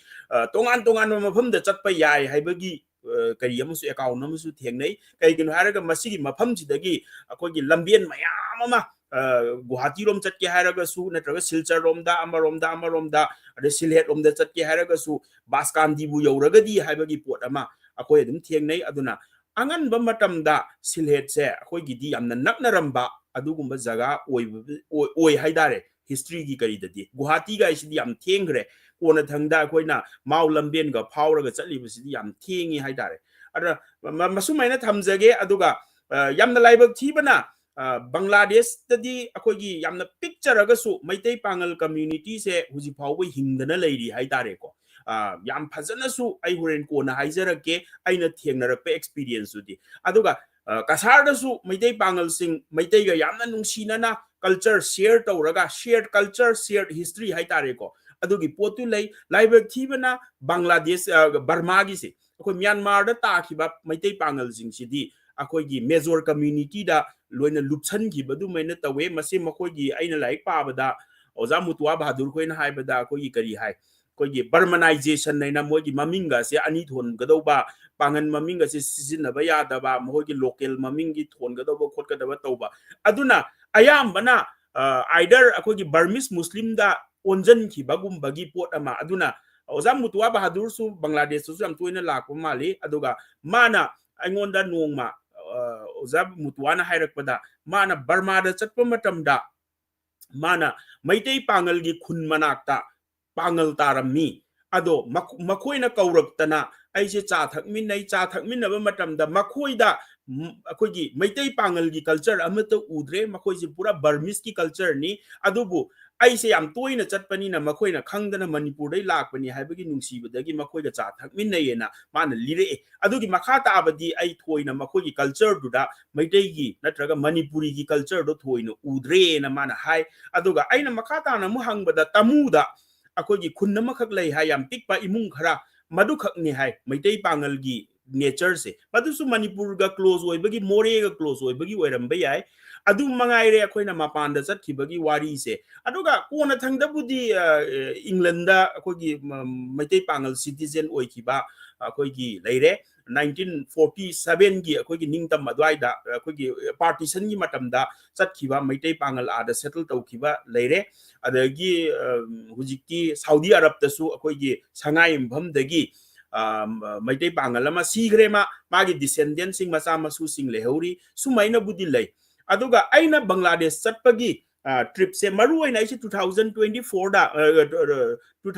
2024 hai tare 2024 gi January da chatpani aise tangkun ma thoi adwai do ram dau male hafta ama hena lei ado aina chatpase maru aina kasarda gi hobane aina yamna kuina khanjarakpa mang hai tare amtang di akogi Mapan gi diaspora sing si amtang makogi leiriba yumlei kairei se na ai hana 2007-8 adwai dai chatpadi kariba Bangladesh border bhaudi chatlure kasar yaurure ꯑꯩꯒꯤ ꯔꯤꯁꯔꯁꯀꯤ ꯃꯔꯝ ꯑꯣꯏꯔꯒ ꯑꯗꯒꯤ ꯇ꯭ꯔꯤꯄꯨꯔꯥ ꯐꯥꯎ ꯌꯧꯔꯝꯃꯦ ꯑꯒꯔꯇꯂꯥ ꯌꯧꯔꯝꯃꯦ ꯑꯗꯒꯤ border ꯂꯥꯟꯖꯜꯂꯝꯗ꯭रे ꯑꯩꯁꯦ ꯑꯃꯨꯛꯀ ꯍꯜꯂꯛꯈꯤ ꯑꯗꯨꯝ ꯑꯗꯨꯒ ꯍꯟꯗꯛ ꯆꯠꯂꯨꯕ ꯑꯩꯒꯤ 2024ꯒꯤ ꯖꯔꯅꯤꯁꯤꯗꯤ ꯌꯥꯝꯅ ꯉꯛꯄ ꯍꯥꯏꯇꯥꯔꯦ ꯑꯩꯉꯣꯟꯗ ꯌꯥꯝ ꯑꯥꯏ ꯑꯣꯄꯅꯤꯡ ꯑꯣꯏꯕ ꯍꯥꯏꯇꯥꯔꯦ ꯍꯧꯖꯤꯛ ꯐꯥꯎꯕ ꯑꯩꯅ ꯋꯥ ꯉꯥꯡꯕꯗ ꯑꯗꯨꯝ ꯑꯩ ꯑꯗꯨꯝ ꯁꯤꯖꯤꯟꯅꯖꯩ ꯀꯩꯒꯤꯅꯣ ꯍꯥꯏꯔꯒ ꯑꯩꯅ ꯆꯠꯂꯨꯕ ꯃꯐꯝꯁꯤꯡꯁꯤꯗ ꯉꯁꯥꯏ ꯑꯣꯖꯥ ꯁꯖꯥꯠꯅꯒ ꯍꯥꯏꯈꯤꯕꯗꯣ ꯑꯣꯖꯥ ꯈꯨꯔꯁꯤꯠ ꯈꯣꯏꯅꯒ ꯍꯥꯏꯈꯤꯕ ꯄꯤꯀꯨꯂꯔ ꯑꯣꯏꯕ ꯑꯩꯈꯣꯏꯒꯤ ꯃꯩꯇꯩꯒꯤ ꯄꯥꯡꯒꯟ ꯃꯩꯇꯩ ꯑꯃꯗꯤ ꯃꯩꯇꯩ ꯄꯥꯡꯒꯜꯁꯤꯡꯒꯤ ꯅꯥꯠꯀꯤ ꯑꯣꯏꯕ ꯑꯩꯈꯣꯏꯅ ꯎꯈꯤꯗ꯭ꯔꯕ ꯐꯅꯦꯛꯇ ꯑꯣꯏꯔꯁꯨ ꯉꯁꯥꯏꯒꯤ ꯈꯨꯗꯩꯗ ꯑꯣꯏꯔꯁꯨ ꯑꯗꯒꯤ ꯐꯨꯔꯤꯠ ꯑꯁꯥꯡꯕ ꯑꯩꯈꯣꯏꯒꯤ ꯄꯟꯖꯥꯕꯤ ꯁꯔꯠꯀ ꯍꯥꯏ ꯁ꯭ꯋꯥꯏꯗꯗꯤ ꯊꯥꯏꯅ ꯄꯥꯡꯒꯟ ꯅꯨꯄꯤꯁꯤꯡꯅ ꯂꯤꯠꯂꯝꯕ ꯐꯨꯔꯤꯠ ꯑꯁꯥꯡꯕꯤꯒꯗꯣ ꯑꯗꯨꯒꯗꯣ ꯇ꯭ꯔꯤꯄꯨꯔꯥꯗꯒꯤ ꯍꯧꯔꯦ ꯑꯩꯅ ꯐꯖꯅ ꯎꯕꯁꯦ ꯀꯁꯥꯔꯗꯁꯨ ꯎꯏ ꯀꯁꯥꯔꯗꯁꯨ ꯑꯗꯨꯝ ꯎꯕꯗꯤ ꯎꯏ ꯑꯗꯨꯒ ꯇ꯭ꯔꯤꯄꯨꯔꯥꯗ ꯑꯩꯅ ꯒꯥꯔꯤꯁꯦ ꯊꯧꯔꯒ ꯕꯣर्डर मनाक हाइतारे बॉर्डर मनाक से यौसल्लक्पा बांग्लादेश बॉर्डर यौरक्पसिदा लबुक्ता चलहौवे अखोइगी ख्वांगनम असंगबगा तौरगा फनेक्तुगा तौरगा अदा यामना पुकनिंग नुंसीबा हाइतारे अखोइना अंगौ उगिद्रबा पोट अमा अखोइ मणिपुरददि साइ ओजा खुर्सित खोइना हाइदो याम साथीना मॉडर्नाइज तौखरेको फनेक्तो ओइरो अमदो ओइरो डिजाइन दो ओइरो कल्चर दो ओइरो ngang saknabado ओइरो मणिपुरी गासे अखोइना लोलिसे तसेंना अखोगी या मॉडर्नाइज ओइथोखरब्रा हाइना इंदि खल्ले कैगिनो हाइगा ओजा अखोइ असोमदा लोलिबा वाहि वता मयाम अमा कसारदगा लोनबदा याम यावे अरिबा लोन खरा अदुम थेंगनजै अदु सिंगदु उरकांदा अखोइ आइंगोंदा याम ngakpa फाउजबा हाइतारे अदगी आइना ख्वाइदगा मेना ngaiisina अखोइ स्वाइदा यामना हाइनबा हाइतारेको रिसेंटली आई फंक्शन अमदसु दुम हाइ याम तोइना अखोइदा हाइनरिसे कैनो हाइरगा मैतै जाति मांगखरनिगा हाइबगुम्बा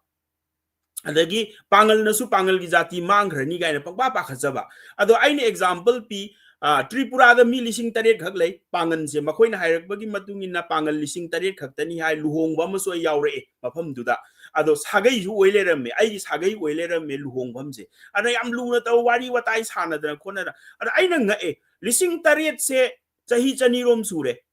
1819 दगी हुजिक फाउ 2024 फाउ द चही चनी सुजले चही चनीगा सुपना मंगा बोरमनी सिगिसिदा अखोगी आइडेंटिटी क्राइसिस सु लेते मांगबसु लेते मैतैगा मैतै पांगलगा यामना साथीना नुंसिनबा मवोंगदा असाइगी आई भौबंगा इने असाइगी ओजा सजात खोइगा ओजा प्रमोट खोइगा लैनरिबा मरीगा से याम साथीना अखोगी खंगना चानबा हेक्ता अखोगी युमलोनबगी करी अमा अखोइना उबा फंगे मसिगी पोटसे मणिपुरदि खरा वाना थोए अखोई कम्युनिटी अमगा कम्युनिटी अमगी सखंग माइखंगनबा नत्रगना कईदौबसे अखोगी एलियन की टाइप ता तोंगानबा मोइन उनरे अखोई स्वाइददि अदुना यामना ngakpa हाइतारे ओजा खोइदा उरिबा दगी आइना चटपदसु थेंगनरकपा अदगी ओजा खोइगी दा लुहोंगबसु यावरे आदमपुरदा यावरे ओजा मस्जिदना पुरगा आइसे लुहोंगबा मसु यावहले मदुदा मैतै पांगलगी लुहोंगबदो अदुदा सेटनरिबा ड्रेस लांग याम साथीना अखोइगी यूनिक ओइग्रे अखोइगी हानगी अखोइ दिसदा अमता उगिद्रे मदुसिंगदो अदो आदा लोइनमक उरी हाइबे तारेको अदुगा मरु ओइना अइना यामना ngakpase थाबल चोंगबा लुहोंगबदा नुमदांगदा थाबल चोंगबसे अखोइगी सिददी अइना खंगकपदा फावबा लैरमद्रे हल्लमनबुदि लिरमे थाबल चोंगमे खुलंग इसै सामे अमा तौरमे लुहोंगबसे नुमित अनि तवे नुमदांगसे मयाम थोक्तना नुपा नुपी अखोइगी इसै लंगसै सकनदना अवाय अखुम तौनबी खोनबी थाइनगी वारी ओइना ताइ अदुबु तसेंग नाइना बांग्लादेश यौरुरकांदा आदमपुरदा लुहोंगबा यावबा कांददि साइगी पिकुलर ओइबा अइना साइ तारकपा लिरकपा लारिकता पारकपा पुनमकतो साइगी मिटना उबा हाइतारे पाखंग मचा मयामनगा कोगी थाबलगा चोंगबा मधुमकना अखोइगी नुपा नुपी हेक्ता खुद पाइनरगा यामना मवोंग तादबा मवोंगदबुदि नत्ते मखोइना तौरिबदो अब इस्लामिक की नियम सु दुम ngai आदि तोखाइ तोखाइना फमिनरगा मदुदा कैदौबा मयामदो अदुना यामना यूनिक ओइबा अखोइगी मैतै पांगलगी कल्चर दो बांग्लादेश सु उरे कसार दो सोइ हाना सु उग्रे हंदक सोइ उरे दुम चाप मानै अदुगा लोन लीदा अखोइगी अरि अरिबा लोन कया अमसु दुम सिजिनरिबा माले हुजिकसे अदुगा मधु मयामदुनी अदुना यामना nga'e ओजा सजात खोइना ओजा खुर्सिद ओजा समत मखोइ मयामना आई कोइपु पुरगा उहल्ले अदो आई मतम यामना कुइना लैदि लैरमदे ढाका यौरुबदा मतम खरा मांगरे आइना ढाका यौनिंगबदगी अना ढाका से आइगे हिस्ट्री गा रिलेटेड खितंग ओइबा हाइतारे अदा कोनदे आई हाइजरके आइना पन्निंगबा म खतंग दिलै मणिपुरदा पांगल गी रिवाइवलिज्म हाइतारे रिवाइवलिस्ट अमा ꯂꯥꯛꯏꯕꯁꯦ ꯆꯍꯤ 8 ꯈꯨꯟꯇꯥꯛꯄꯒ ꯌꯥꯝ ꯃꯔꯤ ꯂꯩꯅꯦꯅ ꯑꯩꯅ ꯑꯥꯔꯇꯤꯀꯜ ꯑꯃꯗꯁꯨ ꯏꯖꯕꯅꯤ ꯀꯩꯒꯤꯅꯣ ꯍꯥꯏꯔꯒ ꯄꯥꯡꯒꯜꯁꯦ ꯁꯨꯡꯊꯣꯛ ꯊꯣꯛꯎꯗꯕ ꯃꯄꯥꯟꯗ ꯑꯗꯣ ꯊꯣꯛꯎꯔꯀꯥꯟꯗ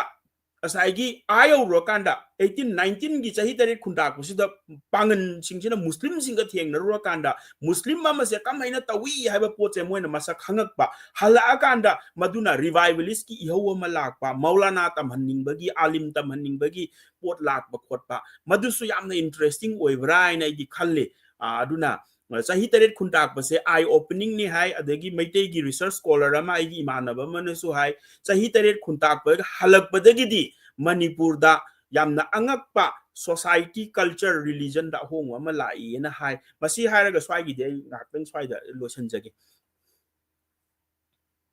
ꯊꯥꯒꯠꯆꯔꯤ ꯑꯣꯖꯥ ꯀꯩ ꯍꯥꯏꯇꯥꯔꯦ ꯃꯌꯥꯝꯁꯨ ꯌꯥꯝꯅ ꯑꯩꯈꯣꯏ ꯌꯦꯡꯕꯤꯔꯤꯕ ꯚꯤꯌꯨꯋꯔ ꯄꯨꯝꯅꯃꯛꯁꯨ ꯊꯥꯒꯠꯆꯔꯤ ꯑꯩꯈꯣꯏ ꯉꯁꯤ ꯌꯦꯡꯉꯤꯁꯤ ꯃꯐꯝꯁꯤ ꯌꯥꯝꯃꯦ ꯕꯪꯒ꯭ꯂꯥꯗꯦꯁ ꯏꯟꯗꯤꯌꯥꯒꯤ ꯃꯐꯝ ꯄꯨꯝꯅꯃꯛꯇꯒꯤ ꯌꯦꯡꯉꯁꯤ ꯕꯪꯒ꯭ꯂꯥꯗꯦꯁꯀ ꯏꯟꯗꯤꯌꯥꯒꯗꯤ ꯍꯧꯖꯤꯛꯀꯤ ꯅꯨꯃꯤꯗꯥꯡꯁꯨ ꯑꯣꯏꯕꯅꯤꯅ ꯃꯌꯥꯝꯁꯤ ꯁꯨꯝ ꯄꯥꯝꯅ ꯌꯦꯡꯅꯕ ꯍꯥꯏꯇꯥꯔꯦ ꯇꯥꯕꯤꯕ ꯊꯦꯡꯛ ꯌꯨ ꯃꯌꯥꯝꯅꯁꯨ ꯁꯤꯌꯔ ꯇꯧꯕꯤꯔꯤ ꯑꯗꯨꯒ ꯂꯣꯏꯅ ꯑꯩꯈꯣꯏ ꯁꯤꯒꯅ ꯈꯔ ꯃꯇꯝꯁꯤ ꯊꯕꯛ ꯃꯇꯝ ꯑꯣꯏꯅ ꯇꯧꯔꯦ ꯑꯃꯦꯔꯤꯀꯥ ꯀꯅꯥꯗꯥ ꯁꯤꯒꯅ ꯑꯩꯈꯣꯏ ꯑꯌꯨꯛ ꯅꯨꯡꯊꯤꯟ ꯑꯣꯏꯅ ꯇꯧꯕꯅꯤꯅ ꯈꯖꯤꯛꯇꯪꯗꯤ ꯑꯣꯏꯔꯦ ꯕꯠ ꯁ꯭ꯇꯤꯜ ꯈꯔ ꯐ꯭ꯌꯨ ꯚꯤꯌꯨꯋꯔꯁꯇꯤ ꯁꯨꯝ ꯂꯩ ꯇꯣ ꯌꯦꯡꯕꯤꯔꯤꯕ ꯚꯤꯌꯨꯋꯔ ꯄꯨꯝꯅꯃꯛꯁꯨ ꯂꯩ ꯊꯥꯒꯠꯆꯔꯤ ꯑꯗꯨꯒ ꯂꯣꯏꯅꯅ ꯉꯁꯤꯒꯤ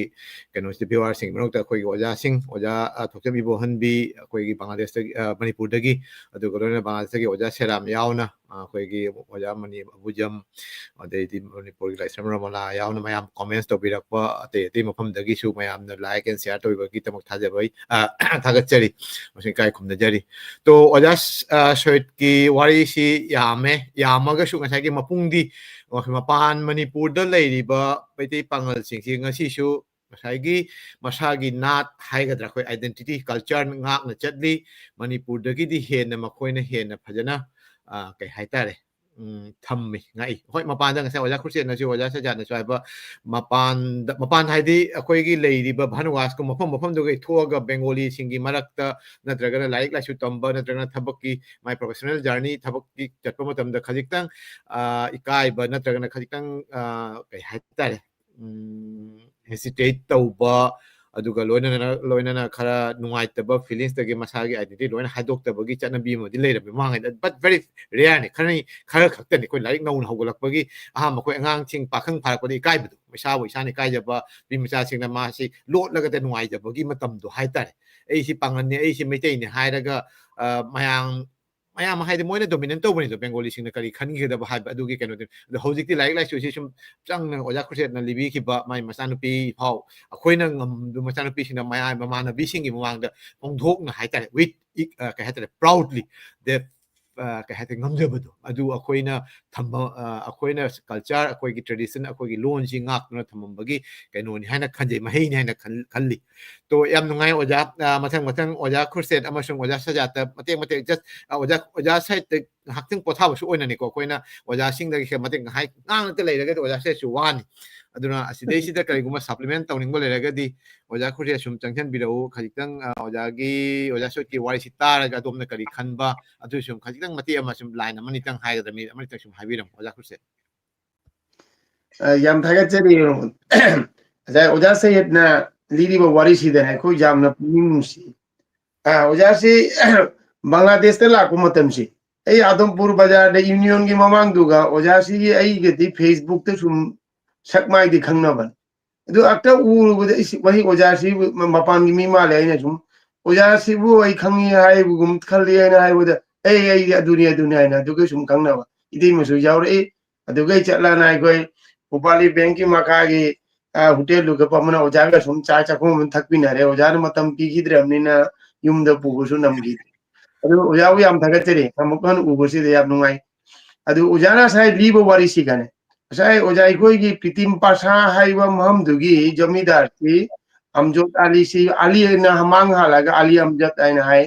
ꯃꯥꯒꯤ ꯖꯃꯤꯟꯗꯥꯔꯁꯤ ꯌꯥꯝꯅ ꯆꯥꯎꯅ ꯂꯩꯔꯝꯕ ꯖꯃꯤꯗꯥꯔ ꯄꯨꯝꯅꯃꯛꯇꯤ ꯑꯆꯧꯕꯅꯤ ꯕꯪꯒ꯭ꯂꯥꯗꯦꯁꯇ ꯃꯥꯒꯤ ꯃꯐꯝꯁꯤꯗꯒꯤꯅꯦ ꯍꯧꯖꯤꯛ ꯑꯩꯈꯣꯏꯅ ꯂꯩꯔꯤꯕ ꯚꯥꯅꯨꯒꯥꯁꯤꯒ ꯂꯥꯛꯄꯁꯤ ꯑꯣꯖꯥꯅ ꯂꯤꯕꯤꯔꯤꯁꯤꯒ ꯌꯥꯝꯅ ꯀꯔꯤꯝꯇ ꯈꯦꯠꯅꯕ ꯂꯩꯇꯦ ꯑꯗꯨꯃꯛꯄꯨ ꯑꯩꯈꯣꯏ ꯃꯤꯇꯩ ꯄꯥꯡꯒꯟꯒ ꯑꯩꯈꯣꯏꯁꯤ ꯃꯅꯤꯄꯨꯔꯗꯁꯨ ꯄꯨꯟꯅ ꯂꯩꯃꯤꯟꯅꯔꯝꯃꯤ ꯍꯥꯏꯁꯤ ꯃꯁꯤꯒꯤ ꯃꯔꯤ ꯑꯣꯏꯅꯁꯨ ꯑꯁꯤꯒ ꯑꯣꯏꯒꯗ꯭ꯔꯥ ꯍꯥꯏꯅ ꯈꯜꯂꯤ ꯑꯩꯈꯣꯏꯅ ꯇꯥꯕꯤꯅꯔꯤꯁꯤ ꯈꯨꯜꯁꯤ ꯄꯨꯟꯅ ꯁꯨꯝ ꯇꯥꯕꯤꯅꯩ ꯑꯩꯈꯣꯏꯅ ꯌꯦꯡꯉꯣ ꯑꯩꯈꯣꯏ ꯄ꯭ꯔꯃꯨꯟꯅ ꯑꯩꯈꯣꯏꯅ ꯂꯩꯔꯤꯕꯁꯦ ꯀꯨꯅꯥꯒꯥꯎ ꯑꯩꯈꯣꯏꯗꯤ ꯅꯣꯌꯥꯄꯣꯠꯇꯣꯟ ꯑꯩꯈꯣꯏꯒꯤ ꯑꯩꯈꯣꯏ ꯒꯨꯔꯥꯃꯔꯥ ꯕꯣꯟꯗꯣꯔꯒꯥꯎ ꯁꯤ ꯁꯨꯝ ꯅꯛꯅꯅ ꯁꯨꯝ ꯂꯩꯕꯅꯦꯕ ꯑꯗꯨ ꯃꯌꯥꯡꯁꯤꯡꯁꯨ ꯃꯌꯥꯝ ꯂꯩꯃꯤꯟꯅꯔꯤꯃꯤ ꯑꯗꯨꯕꯨ ꯑꯩꯈꯣꯏꯁꯤ ꯀꯔꯤ ꯑꯣꯏꯅ ꯈꯟꯕ ꯑꯩꯈꯣꯏ ꯇꯨꯔꯦꯟꯁꯤ ꯃꯅꯥꯛꯁꯤꯗ ꯇꯥꯕꯁꯤꯒꯅꯦ ꯃꯤꯇꯩ ꯄꯥꯡꯒꯟꯁꯤ ꯁꯨꯝ ꯑꯗꯨꯃꯥꯏꯅ ꯁꯨꯝ ꯇꯥꯕ ꯄꯨꯟꯅ ꯇꯥꯕꯤꯅꯕꯁꯤ ꯑꯗꯨꯅ ꯑꯩꯈꯣꯏꯁꯤ ꯃꯐꯝ ꯑꯃꯗꯩ ꯂꯥꯛꯄꯅꯤ ꯍꯥꯏꯕꯁꯤ ꯃꯁꯤꯒ ꯊꯥꯖꯕ ꯑꯃꯁꯨ ꯂꯩꯔꯤ ꯑꯗꯨꯒꯩ ꯍꯧꯖꯤꯛ ꯑꯩꯈꯣꯏ ꯕꯪꯒ꯭ꯂꯥꯗꯦꯁꯇ ꯑꯣꯏꯔꯤꯁꯦ ꯑꯣꯖꯥ ꯁꯥꯍꯦꯕꯅ ꯍꯥꯏꯕꯁꯤꯒꯅꯦ ꯑꯩꯈꯣꯏꯃꯛꯅ ꯑꯩꯈꯣꯏꯅ 1982ꯗꯅꯦ ꯑꯦꯝꯁꯤ ꯀꯣꯂꯦꯖꯇ ꯀꯥꯕꯁꯦ ꯑꯗꯨꯒꯤ ꯃꯇꯝꯗ ꯀꯁꯥꯔꯗꯒꯤ ꯑꯣꯖꯥ ꯈꯩꯔꯨদ্ꯗꯤꯟ ꯏꯟꯁꯄꯦꯛꯇꯔ ꯈꯩꯔꯨद्दीन ꯍꯥꯏꯔ ꯈꯪꯅꯩ ꯑꯗꯨ ꯃꯥꯛꯁꯤ ꯑꯩꯅ ꯀꯩꯅꯣꯗ ꯑꯩꯈꯣꯏ ꯀꯩꯅꯣ ꯇ꯭ꯔꯦꯟꯗ ꯂꯥꯛꯃꯤꯟꯅꯕ ꯃꯇꯝꯗ ꯑꯣꯖꯥꯁꯤꯒꯤ ꯎꯅꯕꯁꯦ ꯑꯗꯨ ꯑꯣꯖꯥꯁꯤꯅ ꯀꯝꯗꯧꯔꯤ ꯍꯥꯏꯕꯨ ꯃꯥꯅ ꯂꯣꯟ ꯉꯥꯡꯕꯁꯤ ꯕꯪꯒ꯭ꯂꯥꯁꯤ ꯑꯩꯈꯣꯏ ꯁꯦꯡꯅ ꯉꯥꯡꯉꯤ ꯍꯥꯏꯕ ꯑꯗꯨ ꯑꯩꯅ ꯑꯗꯨꯒ ꯍꯪꯕ ꯑꯣꯖꯥꯁꯤꯅ ꯃꯅꯤꯄꯨꯔꯒꯤ ꯃꯤ ꯑꯣꯏꯔꯒ ꯏꯟꯗꯤꯌꯥꯒꯤ ꯃꯤ ꯑꯣꯏꯔꯒ ꯕꯪꯒ꯭ꯂꯥꯁꯤ ꯁꯨꯛ ꯁꯦꯡꯉꯤꯁꯤ ꯀꯩꯅꯣ ꯑꯩꯗꯤ ꯑꯦꯝꯁꯤ ꯀꯣꯂꯦꯖꯇ ꯕꯪꯒ꯭ꯂꯥ ꯑꯣꯅꯔꯁꯇ ꯇꯝꯕ MA ꯄꯥꯁ ꯇꯧꯕ ꯑꯩ ꯈꯩꯔꯨद्दीन ꯏꯟꯁꯄꯦꯛꯇꯔ ꯈꯩꯔꯨद्दीन ꯍꯥꯏꯗꯨꯅꯦ ꯑꯩ ꯀꯁꯥꯔꯒꯤꯅꯦ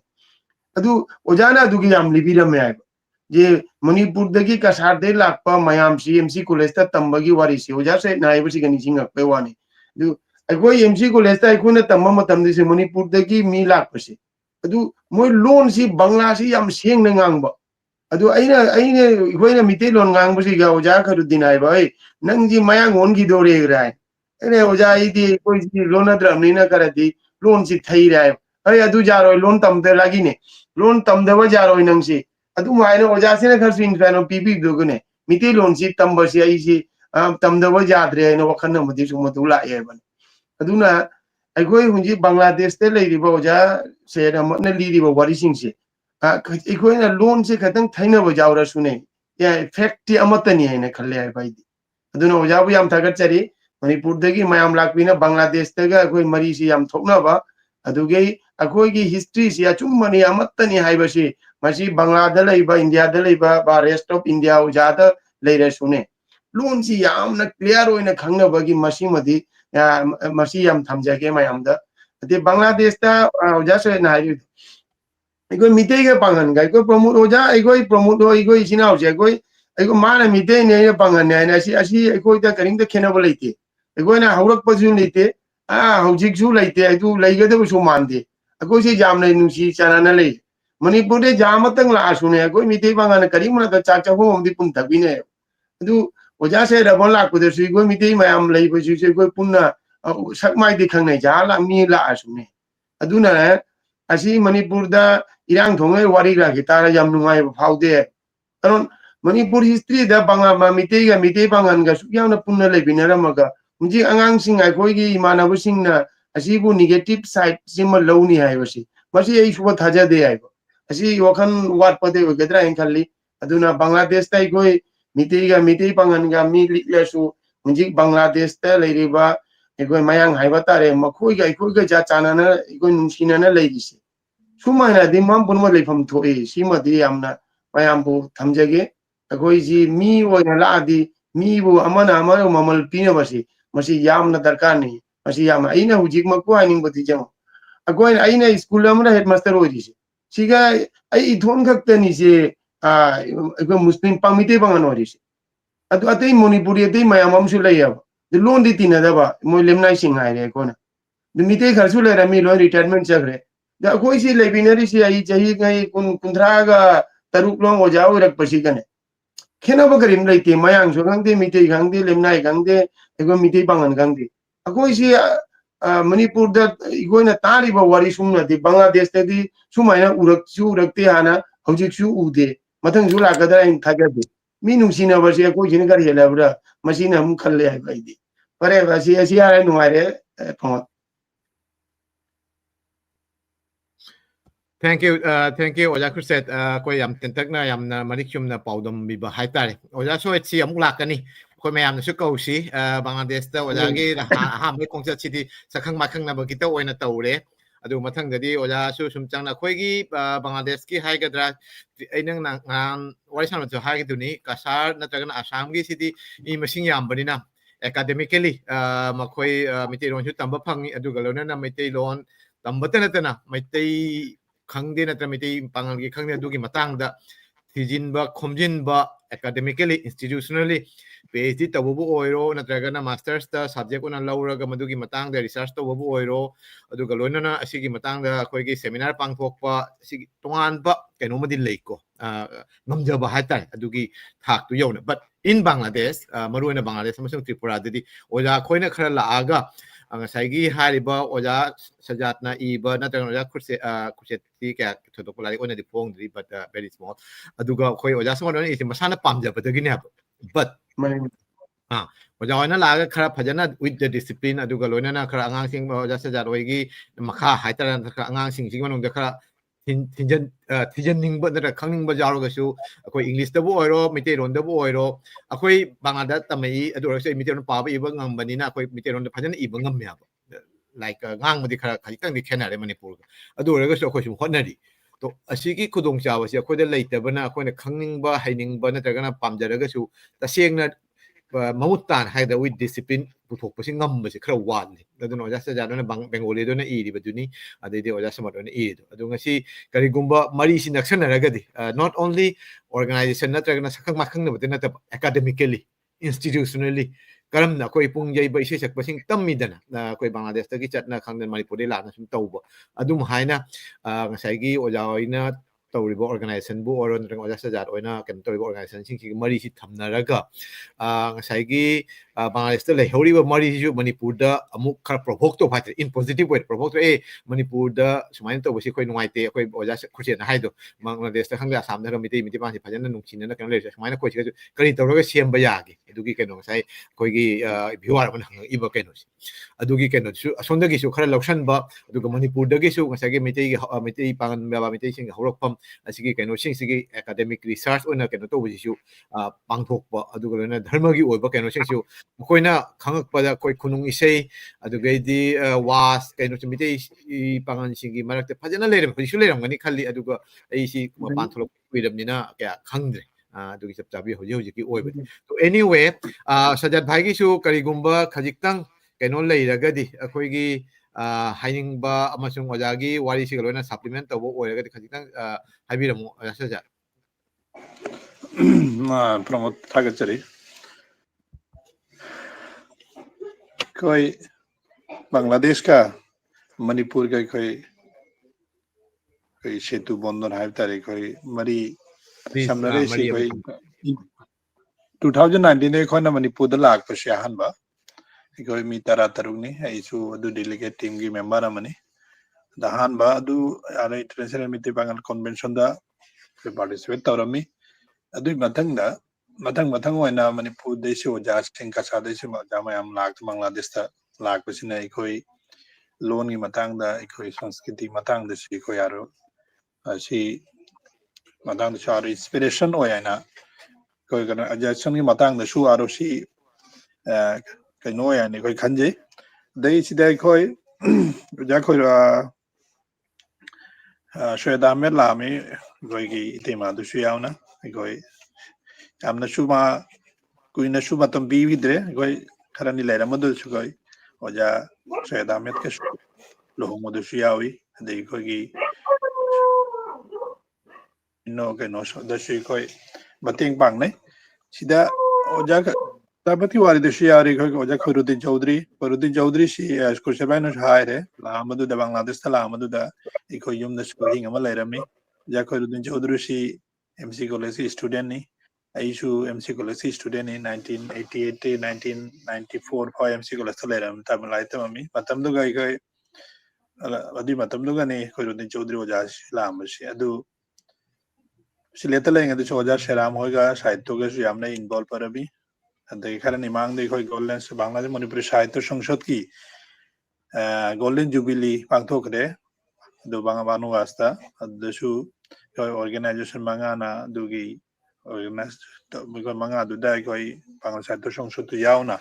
program de yam phajana pangthoki Bangladesh te koi Meitei Pangal si yamna lu na nungsina lai koi organization mayam de su ka mamana help tauna dana adegi ka Sahitya Sangsad tu si koi nije isamak si yauri aisu Haji Abdul Samad Sahab si yauri koi Sahitya Sangsad ki member am ne koi so ado yamna nungsina Bangladesh ta ꯑꯩꯈꯣꯏ ꯃꯤꯇꯩ ꯄꯥꯡꯒꯜꯁꯤ ꯑꯩꯈꯣꯏ ꯌꯥꯝꯅ ꯅꯨꯡꯁꯤꯅ ꯂꯩ ꯍꯥꯏꯕꯁꯤ ꯑꯩ ꯌꯥꯝꯅ ꯀꯩꯅꯣ ꯑꯣꯏꯅ ꯍꯥꯏꯅꯤꯡꯉꯤ ꯑꯣꯖꯥ ꯁꯣꯌꯦꯗ ꯑꯍꯃꯦꯗꯁꯨ ꯎꯗꯨꯅ ꯆꯠꯈ꯭ꯔꯝꯃꯤ ꯕꯪꯒ꯭ꯂꯥꯗꯦꯁꯇ ꯑꯩꯈꯣꯏ ꯀꯝꯅ ꯅꯨꯡꯁꯤꯅ ꯂꯩꯅꯩ ꯍꯥꯏꯕꯁꯤ ꯑꯩꯈꯣꯏ ꯑꯣꯖꯥ ꯄ꯭ꯔꯃꯣꯗꯀꯁꯨ ꯑꯩꯒꯤꯗꯤ 1 year junior ꯑꯩꯈꯣꯏ ꯌꯥꯝꯅ ꯃꯔꯨ ꯑꯣꯏꯅ ꯌꯥꯝꯅ ꯀ꯭ꯂꯣꯖ ꯑꯣꯏꯅ ꯇꯤꯟꯅꯩꯌꯦꯕ ꯍꯥꯟꯅꯗꯤ ꯃꯥ ꯀꯦꯅꯥꯗꯥꯗ ꯂꯩ ꯆꯠꯇ꯭ꯔꯤꯉꯩꯗ ꯕꯪꯒ꯭ꯂꯥꯗꯦꯁꯇ ꯂꯩꯉꯩꯗꯁꯨ ꯑꯗꯨ ꯃꯥꯅ ꯃꯅꯤꯄꯨꯔꯤ ꯃꯤꯔꯔꯁꯨ ꯌꯥꯝ ꯊꯥꯒꯠꯆꯩ ꯌꯥꯝ ꯐꯖꯕ ꯊꯧꯔꯝꯁꯤ ꯂꯧꯈꯠꯄꯒꯤꯗꯃꯛꯇ ꯊꯥꯒꯠꯆꯩ Thank you. ꯑꯩꯈꯣꯏꯒꯤ ꯑꯣꯖꯥ ꯁꯖꯥꯠꯅ ꯈꯔ ꯄꯅꯤꯡ ꯆꯨꯝꯅ ꯃꯇꯦꯛ ꯑꯃꯇꯪ ꯍꯥꯏꯕꯤꯕꯁꯤ ꯇꯁꯦꯡꯅ ꯑꯣꯖꯥ ꯁꯣꯏꯇ ꯑꯃꯨꯛ ꯂꯥꯛꯆꯒꯦꯀꯣ ꯑꯩꯈꯣꯏ ꯀꯩꯅꯣꯁꯤ ꯃꯇꯝꯁꯤ ꯍꯧꯈꯤꯕꯗꯤ ꯈꯪꯍꯧꯗꯦ ꯄꯨꯡ 1:15 ꯌꯧꯔꯦ ꯑꯗꯣ ꯑꯩꯈꯣꯏ more 30 minutes ꯐꯥꯎ ꯑꯩꯈꯣꯏ ꯀꯩꯅꯣ ꯇꯧꯁꯤ ꯋꯥꯔꯤꯁꯤꯁꯨ ꯃꯊꯪ ꯅꯨꯡꯉꯥꯏꯔꯤ ꯑꯁꯤꯗꯩꯁꯤꯗ ꯉꯁꯥꯏꯒꯤ ꯑꯣꯖꯥ ꯁꯖꯥꯠ ꯑꯣꯖꯥ ꯈꯨꯔꯁꯦꯠ ꯑꯣꯏꯅ ꯄꯟꯕꯗꯁꯨ ꯌꯥꯎꯔꯦ ꯕꯪꯒ꯭ꯂꯥꯗꯦꯁꯇ ꯂꯩꯔꯤꯕ ꯑꯃꯗꯤ ꯃꯄꯥꯟꯗ ꯂꯩꯔꯤꯕ ꯀꯩꯅꯣꯁꯤꯡꯁꯤꯅ ꯑꯩꯈꯣꯏ ꯃꯅꯤꯄꯨꯔꯒ ꯑꯩꯈꯣꯏꯒꯤ ꯇꯥꯏꯠ ꯑꯞ ꯑꯣꯏꯔꯛꯄꯁꯦ ꯈꯔꯗꯤ ꯊꯦꯡꯉꯦ 2019 ꯕ 2015ꯒꯤ ꯃꯈꯥꯗ ꯍꯥꯏꯇꯥꯔꯦ ꯑꯩꯈꯣꯏꯒꯤ ꯑꯣꯔꯒꯅꯥꯏꯖꯦꯁꯟ ꯂꯨꯞ ꯑꯃꯒ ꯁꯝꯅꯕꯒꯤ ꯅꯠꯇ꯭ꯔꯒꯅ ꯀꯩꯅꯣ ꯌꯥꯝꯅ ꯑꯣꯔꯒꯅꯥꯏꯖ ꯋꯦꯗ ꯃꯔꯤ ꯂꯩꯅꯔꯛꯄꯁꯦ ꯇꯣ ꯑꯁꯤꯗꯩꯁꯤꯗ ꯉꯁꯤꯗꯤ ꯑꯌꯥꯝꯕ ꯗꯥꯏꯁꯄꯣꯔꯥ ꯅꯠꯇ꯭ꯔꯒꯅ ꯑꯩꯈꯣꯏ ꯃꯄꯥꯟ ꯂꯝꯗ ꯂꯩꯕꯒꯤ ꯃꯩꯇꯩ ꯄꯥꯡꯒꯜ ꯑꯗꯨꯗ ꯍꯤꯔꯝꯁꯤ ꯑꯣꯏꯕꯅꯤꯅ ꯃꯄꯥꯟ ꯂꯝꯗ ꯂꯩꯕ ꯃꯅꯤꯄꯨꯔꯤ ꯃꯨꯁꯂꯤꯝ ꯅꯠꯇ꯭ꯔꯒ ꯃꯄꯥꯟ ꯂꯝꯗ ꯂꯩꯕ ꯃꯩꯇꯩ ꯄꯥꯡꯒꯜꯁꯤꯡꯒꯤ ꯃꯇꯥꯡꯗ ꯅꯩꯅꯕꯅꯤꯅ ꯑꯗꯣꯝꯗ ꯑꯣꯏꯅ ꯈꯖꯤꯛꯇꯪ ꯆꯪꯁꯤꯟꯅꯤꯡꯉꯤ ꯃꯃꯥꯡꯉꯩꯗ ꯑꯣꯖꯥ ꯍꯣꯏꯅꯁꯨ ꯂꯥꯏꯔꯤꯛ ꯂꯥꯏꯁꯨ ꯇꯝꯕꯁꯤ ꯗꯤꯜꯂꯤꯗꯁꯨ ꯃꯄꯥꯟꯗꯁꯨ ꯂꯩꯔꯨꯕꯅꯤꯅ ꯊꯣꯏꯗꯣꯛꯄ ꯅꯍꯥ ꯑꯣꯏꯔꯤꯉꯩ ꯑꯉꯥꯡ ꯑꯣꯏꯔꯤꯉꯩ ꯀꯩꯅꯣꯗꯣ ꯈꯪꯗ꯭ꯔꯒꯁꯨ ꯉꯁꯥꯏꯒꯤ ꯂꯥꯏꯔꯤꯛ ꯇꯝꯕ ꯑꯩꯈꯣꯏ ꯑꯣꯖꯥ ꯈꯣꯏꯔꯨꯗꯤꯟꯒꯤ ꯀꯩꯅꯣꯁꯤ ꯕꯪꯒ꯭ꯂꯥꯗꯦꯁꯇ ꯌꯥꯝꯅ ꯄꯥꯝꯃꯤ ꯃꯥꯒꯤ ꯁꯩꯔꯦꯡ ꯑꯩ ꯃꯥꯅ ꯑꯦꯗꯤꯇꯔ ꯉꯥꯏꯍꯥꯛ ꯃꯥꯅ ꯎꯠꯆꯈꯤꯕꯗꯣ ꯑꯩꯈꯣꯏ ꯑꯩ ꯃꯅꯤꯄꯨꯔꯤ ꯃꯤꯔꯔ ꯑꯁꯤ ꯃꯇꯥꯡꯁꯦ ꯑꯩ ꯑꯃꯇꯪ ꯍꯥꯏꯖꯍꯧꯒꯦ ꯃꯅꯤꯄꯨꯔꯤ ꯃꯤꯔꯔꯒꯤ ꯀꯩꯅꯣꯁꯤ ꯑꯩꯈꯣꯏ ꯏ ꯄꯥꯎ ꯈꯛꯇ ꯅꯠꯇꯕ ꯃꯔꯨꯑꯣꯏꯅ ꯑꯩꯈꯣꯏ ꯂꯤꯇꯔꯦꯆꯔꯗ ꯌꯥꯝꯅ ꯑꯩꯈꯣꯏ ꯊꯋꯥꯏ ꯌꯥꯎꯏ ꯂꯤꯇꯔꯦꯆꯔꯒꯤ ꯑꯣꯏꯅ ꯌꯥꯝꯅ ꯑꯩꯈꯣꯏ ꯀꯩꯅꯣ ꯑꯣꯏꯅ ꯎꯠꯂꯤ ꯊꯝꯃꯤ ꯍꯥꯏꯇꯥꯔꯦ ꯃꯔꯨꯑꯣꯏꯅ ꯂꯥꯏꯔꯤꯛ ꯂꯥꯏꯁꯨ ꯐꯣꯡꯕ ꯈꯣꯠꯄ ꯑꯃꯗꯤ ꯀꯩꯅꯣ ꯇꯧꯕꯁꯦ ꯑꯗꯨꯒꯤ ꯀꯩꯅꯣꯗ ꯊꯝꯃꯤ ꯑꯁꯤꯒꯩꯁꯤꯒ ꯂꯩꯔꯤꯕ ꯂꯥꯏꯔꯤꯛꯁꯤ ꯑꯩꯈꯣꯏꯒꯤ ꯕꯪꯒ꯭ꯂꯥꯗꯦꯁꯇ ꯃꯔꯨꯑꯣꯏꯅ ꯑꯩꯅ ꯃꯅꯤꯄꯨꯔꯤ ꯃꯤꯔꯔꯗ ꯂꯥꯏꯔꯤꯛ ꯑꯃꯁꯨꯡ ꯃꯦꯒꯥꯖꯤꯟ ꯍꯥꯏꯇꯥꯔꯦ ꯃꯦꯒꯥꯖꯤꯟ ꯆꯦꯐꯣꯡ ꯄꯨꯝꯅꯃꯛꯁꯨ ꯌꯥꯎꯔꯛꯄ ꯑꯣꯏꯅ ꯏ ꯕꯨꯛ ꯑꯣꯏꯅ ꯗꯤꯖꯤꯇꯦꯜ ꯐꯣꯔꯃꯦꯠꯇ ꯊꯝꯕꯅꯤ ꯃꯔꯨꯑꯣꯏꯅ ꯗꯤꯖꯤꯇꯦꯜ ꯐꯣꯔꯃꯦꯠꯇ ꯑꯩꯈꯣꯏꯅ ꯈꯔ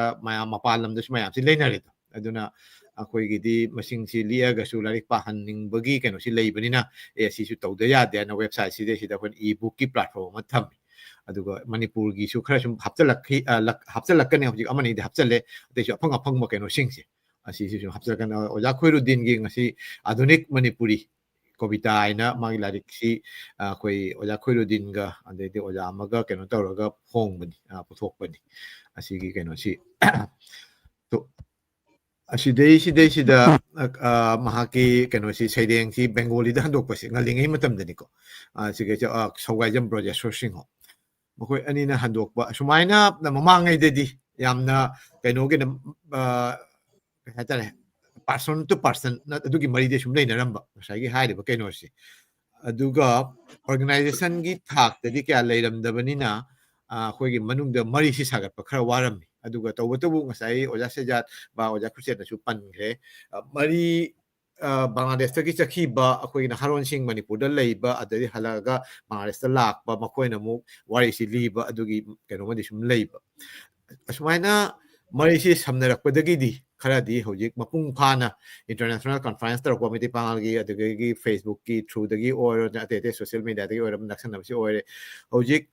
ꯄꯥꯟꯗꯝꯁꯦ ꯃꯔꯨꯑꯣꯏꯅ ꯑꯁꯤ ꯑꯩꯅ ꯍꯪꯖꯅꯤꯡꯉꯤꯕ ꯅꯠꯇ꯭ꯔꯒ ꯅꯩꯅꯅꯤꯡꯉꯤꯕ ꯍꯤꯔꯝꯁꯤꯗꯤ ꯃꯃꯥꯡꯉꯩꯗꯅ ꯀꯔꯤꯒꯤ ꯂꯩꯔꯝꯗ꯭ꯔꯤꯕ ꯑꯩꯈꯣꯏꯒꯤ ꯃꯩꯇꯩꯁꯤꯡꯒꯤ ꯀꯜꯆꯔꯒꯤ ꯅꯠꯇ꯭ꯔꯒ ꯁꯥꯍꯤꯇ꯭ꯌꯒꯤ ꯀꯩꯅꯣꯗꯗꯤ ꯈꯔ ꯑꯣꯖꯥ ꯀꯩꯅꯣꯅꯁꯨ ꯍꯥꯏ ꯑꯣꯖꯥ ꯁꯖꯥꯠꯅꯁꯨ ꯉꯔꯥꯡ ꯑꯩꯈꯣꯏ ꯑꯣꯖꯥ ꯑꯦ ꯀꯦ ꯁꯦꯔꯥꯝꯅꯁꯨ ꯄꯟꯕꯤ ꯑꯣꯖꯥ ꯈꯩꯔꯨꯗꯤꯟ ꯍꯣꯏ ꯂꯥꯛꯈꯤꯕ ꯑꯗꯩ ꯑꯁꯥꯝꯗꯒꯤ ꯑꯣꯖꯥ ꯇꯥꯍꯤꯔꯣꯏ ꯀꯩ ꯂꯥꯛꯈꯤꯕ ꯂꯩꯔꯦ ꯑꯗꯨꯒ ꯄꯥꯡꯒꯜꯁꯤꯡꯒꯤ ꯃꯅꯨꯡꯗ ꯈꯖꯤꯛꯇꯪ ꯑꯩꯈꯣꯏꯒꯤ ꯁꯨꯃꯥꯏꯅ ꯑꯣꯔꯒꯅꯥꯏꯖꯦꯁꯟ ꯁꯝꯅꯕꯒꯤ ꯋꯥꯠꯂꯝꯕꯒꯤ ꯃꯔꯝꯁꯤꯁꯨ ꯈꯖꯤꯛꯇꯪ ꯄꯟꯕꯤꯔꯝꯃꯨ ꯑꯗꯨꯒ ꯂꯣꯏꯅꯅ ꯑꯁꯤꯅ ꯄꯥꯁ ꯑꯣꯏꯔꯦꯀꯣ ꯄ꯭ꯔꯦꯖꯦꯟꯇꯗꯤ ꯍꯧꯖꯤꯛ ꯃꯔꯤ ꯂꯩꯅꯔꯦ ꯐ꯭ꯌꯨꯆꯔꯗ ꯑꯁꯨꯃꯥꯏꯅ ꯂꯨꯞꯁꯤꯡꯁꯤ ꯁꯝꯖꯟꯅꯔꯒ ꯀꯔꯤ ꯇꯧꯕ ꯌꯥꯕ ꯑꯩꯈꯣꯏꯁꯤ ꯂꯣꯏꯁꯤꯜꯂꯛꯄꯅꯤꯅ ꯈꯔ ꯐ꯭ꯌꯨꯆꯔꯗ ꯂꯥꯛꯑꯁꯤ ꯑꯩꯈꯣꯏ ꯄꯥꯁ ꯏꯁ ꯄꯥꯁ ꯍꯥꯏꯕꯕꯨꯗꯤ ꯅꯠꯇꯦ ꯑꯗꯨꯒ ꯇꯨꯡꯒꯤ ꯃꯥꯡꯒꯤ ꯋꯥꯔꯤꯁꯨ ꯊꯝꯃ ꯑꯩꯈꯣꯏ ꯇꯨꯡꯗ ꯏꯟ ꯐ꯭ꯌꯨꯆꯔꯗ ꯑꯩꯈꯣꯏ ꯀꯔꯤ ꯇꯧꯕ ꯌꯥꯕ ꯑꯩꯈꯣꯏ ꯑꯣꯖꯥꯁꯤꯡꯅꯁꯨ ꯈꯔ ꯍꯥꯏꯕꯤꯕ ꯂꯩꯔꯦ ꯑꯣꯖꯥ ꯈꯨꯔꯁꯦꯠ ꯈꯪꯅ ꯑꯣꯖꯥ ꯁꯖꯥꯠꯅꯁꯨ ꯑꯄꯥꯝꯕ ꯈꯔ ꯂꯩꯔꯦ ꯑꯁꯤꯒꯨꯝꯕꯁꯤ ꯃꯥꯡꯗ ꯊꯝꯃꯒ ꯑꯩꯈꯣꯏ ꯑꯣꯔꯒꯅꯥꯏꯖꯦꯁꯟꯁꯤꯡ ꯑꯃꯁꯨꯡ ꯏꯟꯗꯤꯕꯤꯖꯨꯋꯦꯜꯒꯤ ꯃꯥꯏꯀꯩꯗꯒꯤꯁꯨ ꯑꯩꯈꯣꯏꯒꯤ ꯃꯔꯤꯁꯤ ꯁꯥꯒꯠꯂꯒ ꯄꯦꯟ ꯃꯤꯇꯩ ꯄꯥꯡꯒꯜ ꯅꯠꯇ꯭ꯔꯒ ꯑꯩꯈꯣꯏ ꯇꯁꯦꯡꯅ ꯍꯥꯏꯔꯗꯤ ꯃꯅꯤꯄꯨꯔꯤꯁꯤꯡꯒꯤ ꯃꯅꯨꯡꯗ ꯑꯄꯨꯟꯕ ꯑꯃ ꯁꯥꯒꯠꯄ ꯇꯥꯔꯒꯗꯤ ꯀꯔꯤ ꯇꯧꯐꯝ ꯊꯣꯛꯄ ꯉꯁꯥꯏꯒꯤ ꯁꯦꯃꯤꯅꯥꯔ ꯅꯠꯇ꯭ꯔꯒ ꯁꯤꯝꯄꯣꯖꯤꯌꯝ ꯅꯠꯇ꯭ꯔꯒꯅ ꯀꯟꯚꯦꯟꯁꯟ ꯇꯧꯕꯗꯨꯅ point amakhaktani adu natana ati kari kari su tawba yaba adusu khajik thambiram oja soi kasai aina haibadu ahambada akhoi gi mari si khara thengna 2019 ba 2015 ga si ngali ngai matam dadi akhoi 2000 akhoi mitei 80 dagi 90 dagi hona phajana lupka samna bagi mari lena ba keno sila to pangan si manung dei kha thengi bagi maram si asi karino karigino aduga loinana mathangda in future da karam haina te su hena naksana ba yaba masu kari kari tawba yaba ani thona khara thambiram oja oja soi ai hapetang kedaujarake tasengna masipun basi akoina sum thengna jabada yamna ngallingai dagi budi asaigi pamyal gaina pan manipur movement akoigi pusalakna bahotna ba dagi mamangda hizam irabotna akoigi mapan da conference tawraga akoigi pan manipuri mayam punjan na bahotna bagi adagi ai recently aina pabada yamna interesting oiba ama pamyal hebra kaino organization na yam chawna leiramba akoigi journal ga phongam basina manipuri ga se define tawramme ai ngarang thengna sei makoina manipuri se kanano gaina ga define tawbagi madugi potuma adudadi akoi community gi pochina tabida who are the manipuris gaina aduna yamna lingai dagi budi akoigi eze kari amo oina major community oriba meitei singna yamna kanna irabot ki matam dagi hauraga manipur gi mapanda khundari ba diaspora sing akoigi mama samaksu silheta aina pajabada silhetagi jail da thogakpada mafam dugi meitei pangal sing yauna mase jail dagi thadorakpada okpagi wari ga so aina thengna jai pabada aduna yam ngallingai dagi di ngallingai da pulam basu yai madugi wari du di aina su thoina khangre kaigino haraga matam du da akoigi hizamira botna barma da akoigi mahasabagi akoigi kari haitare mifam phamba matam daga di meitei pangal yauram basu yai photo ga so handak thagalaktana ga tawe ariba photo irabot yauraga barma da akoigi adugumba gi pot aduna yam ngallingai da dagi amaso aina thengna jai sum information ama oina akoigi TC Hotson gi larikta orba male aina thengna jabase akoigi meitei singi jagoi saba sai ozana so oza promote na so haibi kibudo thaina haibidi war mamangi haitare second world war first world war gi mamangda akoigi sidagi jagoi sabi kari kari mayam sing haitare ko nat sanskritan tauba ma sidagi akoi chatpagi wari se mana palle akoigi group oina cultural group oina chatlaga kasardagi hauraga silhet ka koiraga mafam sida program piruraga manipurda mu halakpagi wari TC Hotson gi laikta palle aina recently paabani aduda thengna jabani yamna ngae kaigino da matam duragi hauna akoiga cultural context amadi tawramme ada meitei pangal gi pochina saigi thoina di khangdre kaigino haraga muslim se manipur da haitare meitei pangal se kijitang educationally akoigi backward oiraga hana kuina leirure haitare ado hujikpudi akoigi thoge community se open up tawre haitare mayam marakta tilaktana mainstream da yaure ado akoina angang oiringai matam dadi muslim community se akoigi larik laisu tamdaba akoigi ayambana agriculture da yumpham oiraga leiba adugumba society ama oina tawramme adubu yam change laak paduda gidi atopa medium mayam ama changjale Facebook ki adagi na social media gi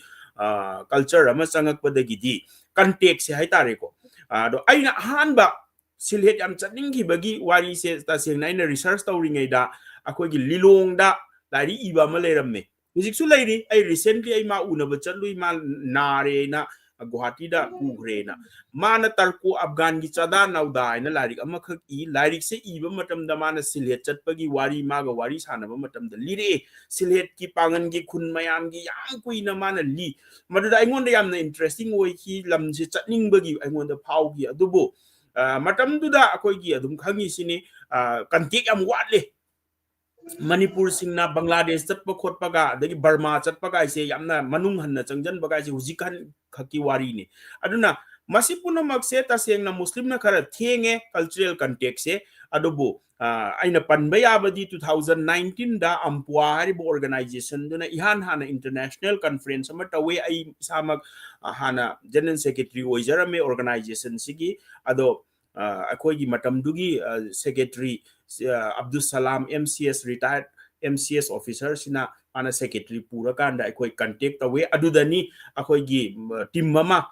la aga sida akoi seminar ama tawe report ama so ina I powder dum happy buduni aduda oza rausanara khoi adagi ato mayam ama laktana saireng paba history paba adagi Bangladesh ki aduda akoi se sakhang mai khang nabagi pot ama lai madagi kui dana matam du March 2019 gi date 2 ga 3 ga dane ado tawbase hanbase akoi international conference adugi makha tarak pada December 22 23 2019 da or mane amukok na muktawe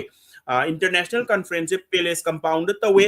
ahan bagi aina sai haiki besidana akoi ining thau yawe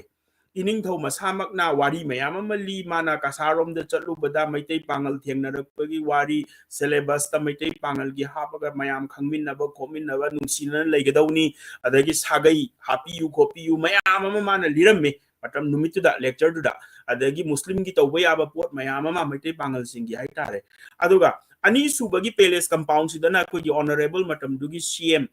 oza biren masamak yauraga tawbani adusu yam phajai ai samak yawe jalan na maru oina akoi gi SM jalan amukokina luchinga ga tawbani aduda oza samat khoi kai khoi lae oza khurshid su lae aduda akoi thengna jai adubu tasengna akoi na yam close oina yumda kaida pudana khotana chaminna ba kominna ba gi matam budi phangkhide adagi ahum suba ama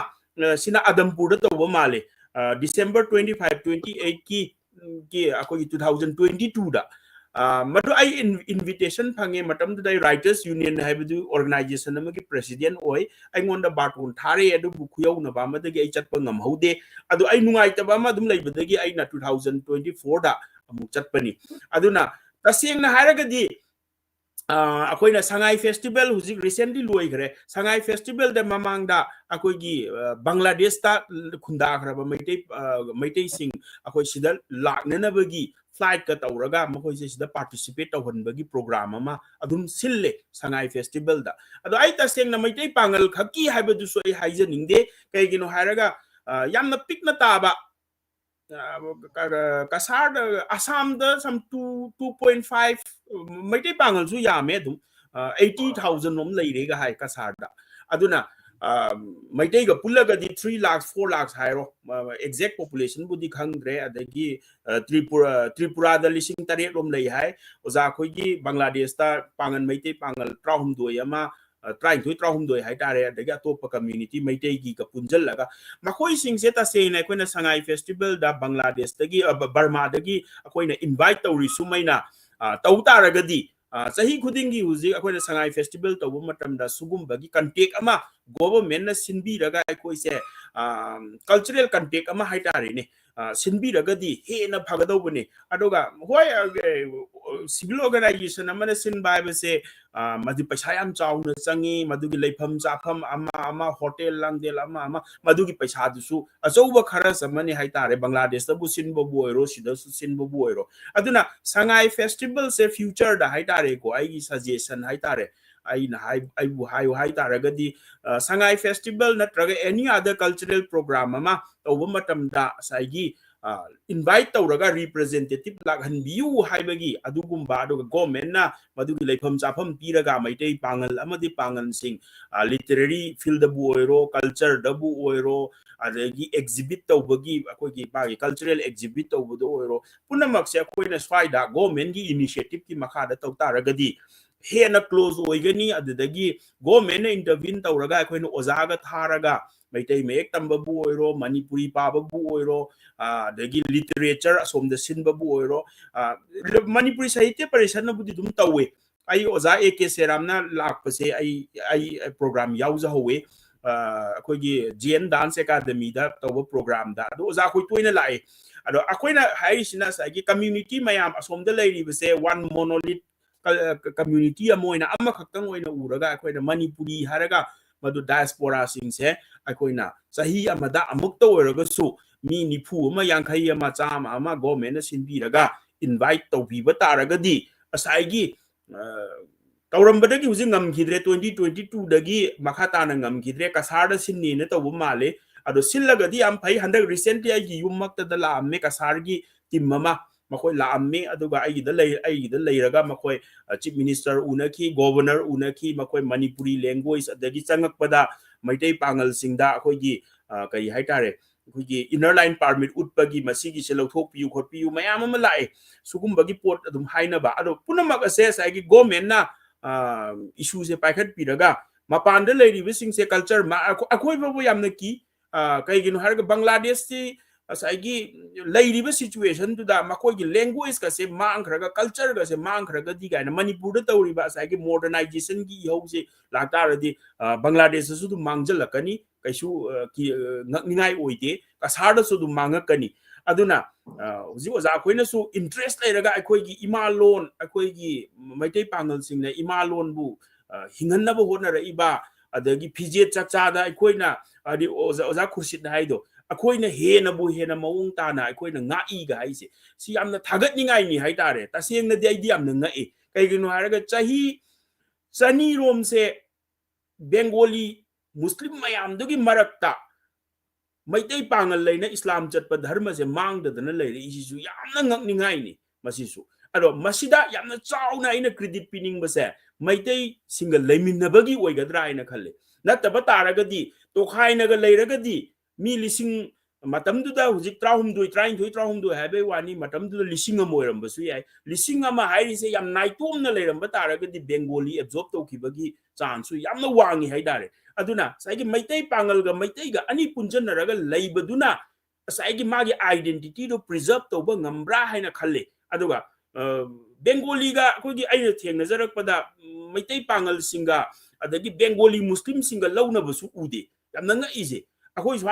ꯁ꯭ꯋꯥꯏꯗꯅꯕꯨ ꯍꯦꯟꯅ ꯂꯧꯅꯔꯕ꯭ꯔꯥ ꯈꯜꯂꯤ ꯀꯩꯒꯤꯅꯣ ꯃꯣꯏꯗ ꯑꯗꯨꯛ ꯌꯥꯝꯅ close ꯑꯣꯏꯅ ꯙꯔꯃꯁꯨ ꯃꯥꯟꯅꯔꯤꯕ ꯄꯣꯠꯇꯨꯗ ꯂꯧꯅꯗꯕꯤꯗ ꯂꯦꯡꯒ꯭ꯋꯦꯖꯁꯨ ꯃꯄꯥꯟꯗ ꯊꯣꯛꯑꯒꯕꯨꯗꯤ ꯍꯣꯏ ꯕꯦꯡꯒꯣꯂꯤ ꯑꯗꯨꯗꯤ ꯀꯁꯥꯔꯗꯁꯨ ꯑꯗꯨꯝ ꯇꯧꯋꯦ ꯀꯁꯥꯔꯗ ꯌꯨꯝꯗꯒꯤ ꯊꯣꯛꯈꯤꯕ ꯃꯇꯝꯗ ꯃꯩꯇꯩ ꯄꯥꯡꯒꯜꯁꯤꯡꯁꯦ ꯕꯦꯡꯒꯣꯂꯤ ꯂꯣꯜꯂꯦ ꯃꯩꯇꯩꯁꯨ ꯕꯦꯡꯒꯣꯂꯤ ꯂꯣꯜꯂꯦ ꯑꯗꯨꯒ ꯌꯨꯝ ꯍꯦꯛ ꯍꯟꯖꯜꯂꯛꯄꯒ ꯃꯅꯤꯄꯨꯔꯤꯗ ꯑꯗꯨꯝ ꯂꯣꯜꯂꯦ ꯑꯩ ꯀꯁꯥꯔꯗꯗꯤ ꯐꯅ ꯀꯨꯏꯅ ꯂꯩꯔꯨꯔꯦ ꯑꯗꯨꯅ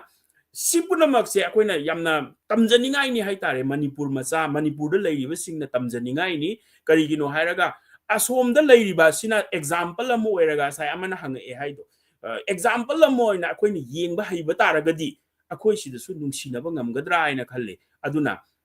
ꯃꯨꯁꯂꯤꯝꯁꯤꯡ ꯌꯥꯝꯅ ꯅꯨꯡꯁꯤ ꯃꯩꯇꯩ ꯄꯥꯡꯒꯜꯁꯤꯡ ꯍꯥꯏꯇꯥꯔꯦ ꯀꯩꯒꯤꯅꯣ ꯍꯥꯏꯔꯒ ꯃꯩꯇꯩꯁꯤꯡꯒ ꯃꯈꯣꯏꯒ ꯂꯩꯃꯤꯟꯅꯔꯝꯕꯒꯤ ꯑꯣꯏꯔꯝꯕꯁꯨ ꯌꯥꯏꯑꯕ ꯑꯩꯈꯣꯏꯅ ꯃꯈꯣꯏꯁꯦ ꯃꯥꯡꯗꯗꯅ ꯃꯈꯣꯏꯒꯤ ꯀꯜꯆꯔꯁꯦ ꯃꯩꯇꯩ ꯄꯥꯡꯒꯜ ꯂꯩꯅ ꯑꯗꯨꯝ ꯌꯨꯅꯤꯛ ꯑꯥꯏꯗꯦꯟꯇꯤꯇꯤ ꯑꯃ ꯄ꯭ꯔꯤꯖꯔꯕ ꯇꯧꯔꯒ ꯂꯩꯔꯝꯃꯤꯁꯦ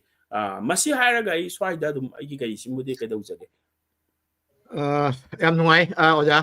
ꯊꯦꯡꯛ ꯌꯨ ꯑꯃꯨꯛꯀꯁꯨ ꯊꯥꯒꯠꯆꯔꯤ ꯇꯁꯦꯡꯅ ꯍꯥꯏꯔꯒꯗꯤ ꯉꯁꯥꯏꯒꯤ ꯑꯩꯈꯣꯏꯒꯤ ꯋꯥꯔꯤꯁꯤꯁꯨ ꯁꯨꯝ ꯂꯥꯛꯑꯦ ꯑꯩꯈꯣꯏꯒꯤ ꯃꯔꯤꯁꯤ ꯅꯛꯁꯟꯅꯕ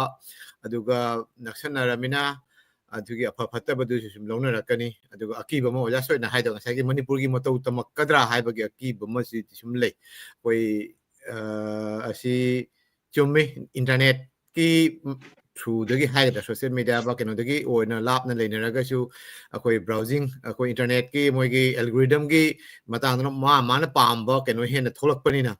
ꯉꯁꯥꯏꯒꯤ ꯑꯣꯖꯥ ꯁꯖꯥꯠ ꯈꯨꯔꯁꯦꯠꯕꯥꯅꯁꯨ ꯍꯥꯏꯔꯛꯀꯅꯤ ꯕꯪꯒ꯭ꯂꯥꯗꯦꯁꯇ ꯂꯩꯔꯤꯕ ꯄꯥꯡꯒꯜꯁꯤꯡꯁꯤꯁꯨ ꯂꯣꯏꯅ ꯃꯩꯇꯩ ꯄꯥꯡꯒꯜꯁꯤꯡꯁꯨ ꯂꯣꯏꯅ ꯑꯁꯥꯝꯗ ꯈꯪꯗꯦ ꯃꯅꯤꯄꯨꯔꯗ ꯊꯧꯗꯣꯛ ꯋꯥꯊꯣꯛ ꯄꯨꯝꯅꯃꯛꯁꯤ ꯁꯨꯝ ꯈꯔ ꯇꯧꯔꯁꯨ ꯎꯔꯝꯒꯅꯤ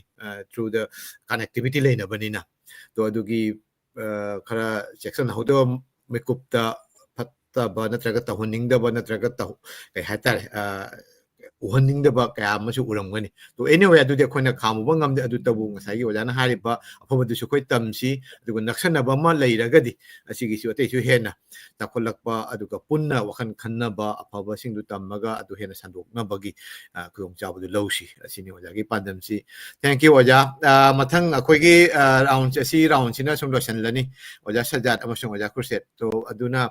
ꯑꯣꯖꯥ ꯑꯩꯈꯣꯏ ꯉꯁꯤ ꯃꯅꯤꯄꯨꯔꯤ ꯃꯤꯔꯔꯒꯤ ꯆꯍꯤ 5 ꯁꯨꯔꯛꯄ ꯍꯥꯏꯇꯥꯔꯦ ꯍꯧꯗꯣꯔꯛꯄꯗꯒꯤ ꯑꯣꯖꯥ ꯈꯨꯔꯁꯦꯠ ꯑꯃꯁꯨꯡ ꯑꯣꯖꯥ ꯈꯨꯔꯁꯦꯠꯁꯦ ꯑꯩꯈꯣꯏ ꯁꯔꯨꯛ ꯌꯥꯗꯨꯅ ꯂꯥꯛꯏ ꯑꯩꯈꯣꯏ ꯃꯇꯥꯡꯗ ꯃꯔꯨꯑꯣꯏꯅ ꯑꯩꯈꯣꯏ ꯕꯪꯒ꯭ꯂꯥꯗꯦꯁꯀꯤ ꯍꯤꯔꯝ ꯀꯌꯥꯗ ꯋꯥꯔꯤ ꯁꯥꯟꯅꯖꯩ ꯑꯗꯨꯒꯩꯗ ꯑꯣꯖꯥ ꯈꯨꯔꯁꯦꯠ ꯑꯃꯁꯨꯡ ꯑꯣꯖꯥ ꯁꯖꯥꯠ ꯃꯈꯣꯏ ꯑꯅꯤꯃꯛ ꯁꯔꯨꯛ ꯌꯥꯕꯤꯈꯤ ꯑꯩꯈꯣꯏ ꯃꯅꯤꯄꯨꯔꯤ ꯃꯤꯔꯔꯒꯤ ꯊꯧꯔꯝ ꯀꯌꯥꯗ ꯑꯗꯨꯒ ꯉꯁꯥꯏꯒꯤ ꯅꯨꯡꯉꯥꯏꯇꯕ ꯊꯧꯗꯣꯛ ꯃꯅꯤꯄꯨꯔꯗ ꯊꯣꯛꯈꯤꯕ 2023ꯒꯤ ꯃꯦꯒꯤ ꯊꯧꯗꯣꯛꯁꯤꯗꯒꯤ ꯑꯩꯈꯣꯏꯁꯨ ꯈꯔ ꯃꯄꯥꯟꯗ ꯂꯩꯕ ꯑꯩꯈꯣꯏꯁꯨ ꯈꯔ ꯈꯖꯤꯛꯇꯪ ꯅꯨꯡꯉꯥꯏꯇꯕ ꯃꯌꯥꯝꯅ ꯁꯨꯃꯥꯏꯅ ꯃꯅꯤꯄꯨꯔ ꯏꯃꯥ ꯂꯝꯗꯝ ꯃꯅꯤꯄꯨꯔꯅ ꯋꯥꯔꯒ ꯑꯩꯈꯣꯏꯅ ꯀꯃꯥꯏꯅ ꯍꯔꯥꯎ ꯅꯨꯡꯉꯥꯏꯕ ꯅꯠꯇ꯭ꯔꯒ ꯑꯇꯩ ꯄ꯭ꯔꯣꯒ꯭ꯔꯥꯝ ꯄꯥꯡꯊꯣꯛꯀꯅꯤ ꯑꯩꯈꯣꯏ ꯐꯥꯎꯗ ꯈꯖꯤꯛꯇꯪ ꯕꯦꯛ ꯇꯧꯕ ꯍꯥꯏꯇꯥꯔꯦ ꯑꯩꯈꯣꯏꯅ ꯃꯇꯝꯗꯤ ꯈꯖꯤꯛꯇꯪ ꯂꯧꯔꯒ ꯑꯩꯈꯣꯏ ꯍꯥꯟꯅꯗꯧꯅ ꯊꯥꯒꯤ ꯆꯍꯤ ꯊꯥ ꯑꯍꯨꯝꯒꯤ ꯊꯥꯒꯤ ꯆꯌꯣꯜꯒꯤ ꯄꯥꯡꯊꯣꯛꯑꯝꯕꯗꯣ ꯑꯩꯈꯣꯏ ꯈꯖꯤꯛꯇꯪ ꯄꯥꯡꯊꯣꯛ ꯈꯔ ꯂꯦꯞꯄꯨꯔꯦ ꯈꯔꯅꯤꯁꯤ 2024-23 ꯑꯩꯁꯨ ꯃꯄꯥꯟ ꯂꯝꯗ ꯃꯔꯨꯑꯣꯏꯅ ꯕꯪꯒ꯭ꯂꯥꯗꯦꯁ ꯏꯟꯗꯤꯌꯥꯗ ꯀꯣꯏꯊꯣꯛꯎꯕ ꯑꯗꯨꯅ ꯈꯖꯤꯛꯇꯪꯗꯤ ꯂꯠꯂꯨꯔꯦ ꯑꯗꯨ ꯑꯣꯏꯔꯒꯁꯨ ꯑꯩꯈꯣꯏꯒꯤ ꯂꯥꯏꯚ ꯗꯤꯁꯀꯁꯟ ꯅꯠꯇ꯭ꯔꯒꯅ ꯑꯩꯈꯣꯏꯒꯤ ꯂꯦꯛꯆꯔꯒꯨꯝꯕ ꯑꯩꯈꯣꯏ ꯀꯩ ꯍꯥꯏꯗ꯭ꯔꯦ ꯑꯣꯟꯂꯥꯏꯟꯗ ꯑꯩꯈꯣꯏꯒꯤ ꯑꯣꯗꯤꯑꯣ ꯚꯤꯗꯤꯑꯣ ꯑꯣꯏꯅ ꯀꯩꯅꯣ ꯇꯧꯕ ꯉꯝꯗ꯭ꯔꯁꯨ ꯑꯗꯨꯒ ꯀꯩꯅꯣ ꯑꯣꯏꯅꯗꯤ ꯄ꯭ꯔꯤꯟ ꯀꯩꯅꯣ ꯀꯩ ꯍꯥꯏꯇꯥꯔꯦ ꯑꯏꯕ ꯑꯣꯏꯅꯗꯤ ꯄ꯭ꯔꯤꯟꯇꯤꯡ ꯅꯠꯇ꯭ꯔꯒꯅ ꯑꯩꯈꯣꯏ ꯆꯨꯝꯅꯒꯤ ꯋꯦꯕꯁꯥꯏꯠꯇ ꯑꯩꯈꯣꯏ ꯅꯨꯡꯇꯤꯒꯤ ꯅꯣꯡꯃꯒꯤ ꯇꯠꯇꯅ ꯑꯩꯈꯣꯏ ꯁꯨꯝ ꯀꯩꯅꯣ ꯊꯕꯛ ꯆꯠꯊꯔꯤ ꯃꯐꯝ ꯃꯐꯝꯗ ꯂꯩꯔꯤꯕ ꯄ꯭ꯔꯣꯒ꯭ꯔꯥꯝ ꯑꯁꯥꯝꯗꯕꯨ ꯑꯣꯏꯔꯣ ꯃꯅꯤꯄꯨꯔꯗꯕꯨ ꯑꯣꯏꯔꯣ ꯇ꯭ꯔꯤꯄꯨꯔꯥꯗꯕꯨ ꯑꯣꯏꯔꯣ ꯑꯩꯈꯣꯏꯒ ꯃꯔꯤ ꯂꯩꯅꯕ ꯃꯔꯨꯑꯣꯏꯅ ꯄꯣꯖꯤꯇꯤꯚ ꯄꯥꯎ ꯍꯥꯏꯇꯥꯔꯦ ꯄꯣꯖꯤꯇꯤꯚ ꯄꯥꯎꯁꯤ ꯁꯟꯗꯣꯛꯅꯕ ꯍꯣꯠꯅꯖꯩ ꯇꯣ ꯊꯦꯡꯛ ꯌꯨ ꯑꯁꯤꯅꯤ ꯑꯩꯈꯣꯏ ꯃꯅꯤꯄꯨꯔꯤ ꯃꯤꯔꯔꯒꯤ ꯁꯝꯂꯞꯄ ꯑꯩꯈꯣꯏ ꯆꯍꯤ 5 ꯁꯨꯔꯦ ꯑꯗꯨꯒ ꯂꯣꯏꯅꯅ ꯑꯩꯈꯣꯏ ꯃꯇꯥꯡ ꯃꯇꯥꯡꯗ ꯑꯩꯈꯣꯏ ꯑꯣꯖꯥꯁꯤꯡꯒꯤ ꯃꯅꯨꯡꯗ ꯑꯣꯖꯥ ꯁꯖꯥꯠ ꯈꯨꯔꯁꯦꯠ ꯚꯥꯏꯇ ꯅꯠꯇꯅ ꯑꯁꯥꯝꯗꯒꯤꯁꯨ ꯑꯣꯖꯥ ꯇꯥꯍꯤꯔ ꯑꯗꯩꯗꯤ ꯑꯣꯖꯥ ꯕꯣꯗꯨꯟꯅꯦꯁꯥ ꯑꯗꯨꯗꯒꯤꯗꯤ ꯃꯦꯗꯥꯝ ꯕꯣꯗꯨꯟꯅꯦꯁꯥ ꯑꯗꯨꯒ ꯂꯣꯏꯅꯅ ꯑꯗꯨꯒ ꯑꯩꯈꯣꯏ ꯑꯣꯖꯥ ꯍꯥꯃꯤꯗ ꯑꯣꯏꯁꯨ ꯁꯔꯨꯛ ꯌꯥꯕꯤꯈꯤ ꯏꯚꯦꯟ ꯃꯅꯤꯄꯨꯔꯗꯒꯤꯁꯨ MM ꯑꯍꯃꯦꯗ ꯑꯗꯨꯒ ꯂꯣꯏꯅꯅ ꯖꯤꯔꯤꯗꯒꯤꯁꯨ ꯃꯌꯥꯝ ꯑꯣꯖꯥ ꯃꯌꯥꯝ ꯁꯔꯨꯛ ꯌꯥꯈꯤ ꯑꯁꯨꯃꯥꯏꯅ ꯑꯩꯈꯣꯏ ꯂꯣꯟ ꯑꯃꯠꯇ ꯉꯥꯡꯕꯅꯤ ꯃꯔꯨꯑꯣꯏꯅ ꯃꯅꯤꯄꯨꯔꯤ ꯃꯤꯔꯔꯁꯦ ꯑꯩꯈꯣꯏ ꯃꯩꯇꯩꯂꯣꯟꯗ ꯑꯣꯏꯅ ꯁꯟꯗꯣꯛꯄꯅꯤꯅ ꯃꯔꯨꯑꯣꯏꯅ ꯑꯩꯈꯣꯏ ꯕꯪꯒ꯭ꯂꯥꯗꯁꯨ ꯇꯧꯕꯕꯨꯗꯤ ꯑꯗꯨꯒ ꯃꯩꯇꯩꯂꯣꯟꯗ ꯑꯣꯏꯅ ꯑꯌꯥꯝꯕ ꯑꯩꯈꯣꯏ ꯄ꯭ꯔꯣꯒ꯭ꯔꯥꯝꯁꯤ ꯁꯟꯗꯣꯛꯏ ꯇꯣ ꯑꯁꯤꯒꯤ ꯈꯨꯗꯣꯡꯆꯥꯕꯁꯤ ꯂꯧꯖꯕꯅꯤ ꯇꯣ ꯉꯁꯤꯒꯤ ꯄ꯭ꯔꯣꯒ꯭ꯔꯥꯝꯁꯤꯗ ꯁꯔꯨꯛ ꯌꯥꯔꯤꯕ ꯃꯌꯥꯝ ꯑꯃꯨꯛꯀꯁꯨ ꯍꯟꯅ ꯊꯥꯒꯠꯆꯔꯤ ꯂꯣꯏꯅꯅ ꯑꯩꯈꯣꯏ ꯌꯦꯡꯕꯤꯔꯤꯕ ꯄꯨꯝꯅꯃꯛꯄꯨꯁꯨ ꯇꯥꯕꯤꯔꯤꯕ ꯃꯌꯥꯝꯕꯨꯁꯨ ꯑꯗꯨꯒ ꯀ꯭ꯂꯣꯖꯤꯡ ꯔꯤꯃꯥꯔꯛ ꯑꯣꯏꯅ ꯍꯥꯏꯇꯥꯔꯦ ꯑꯣꯖꯥ ꯈꯨꯔꯁꯦꯠ ꯀ꯭ꯂꯣꯖꯤꯡ ꯔꯤꯃꯥꯔꯛ ꯑꯣꯖꯥ ꯁꯣꯏꯅꯁꯨ ꯄꯥꯎꯗꯝꯕ ꯍꯥꯏꯇꯥꯔꯦ ꯑꯩꯈꯣꯏ ꯕꯪꯒ꯭ꯂꯥꯗꯦꯁꯇ ꯂꯥꯛꯑꯝꯕ ꯃꯅꯤꯄꯨꯔꯗ ꯑꯣꯖꯥ ꯑꯣꯏꯅ ꯆꯠꯂꯨꯕ ꯑꯗꯨꯒꯤ ꯃꯇꯥꯡꯁꯨ ꯈꯔ ꯁꯨꯝ ꯇꯝꯕꯤꯔꯦ ꯇꯣ ꯑꯁꯤꯒꯤ ꯃꯇꯥꯡꯗꯁꯨ ꯑꯣꯖꯥꯒꯤ ꯀꯣꯃꯦꯟ ꯂꯩꯔꯒꯗꯤ ꯈꯖꯤꯛꯇꯪ ꯍꯥꯏꯕꯤꯌꯨ ꯑꯗꯨꯒ ꯂꯣꯏꯅꯅ ꯃꯅꯤꯄꯨꯔꯤ ꯃꯤꯔꯔꯒꯤ 5 ꯃꯥꯅ ꯑꯩꯈꯣꯏ 5th anniversary ꯉꯁꯤꯁꯤꯅ ꯃꯅꯤꯅꯤ ꯁꯨꯕ ꯀꯩꯅꯣꯅꯤ ꯑꯁꯤꯒꯤ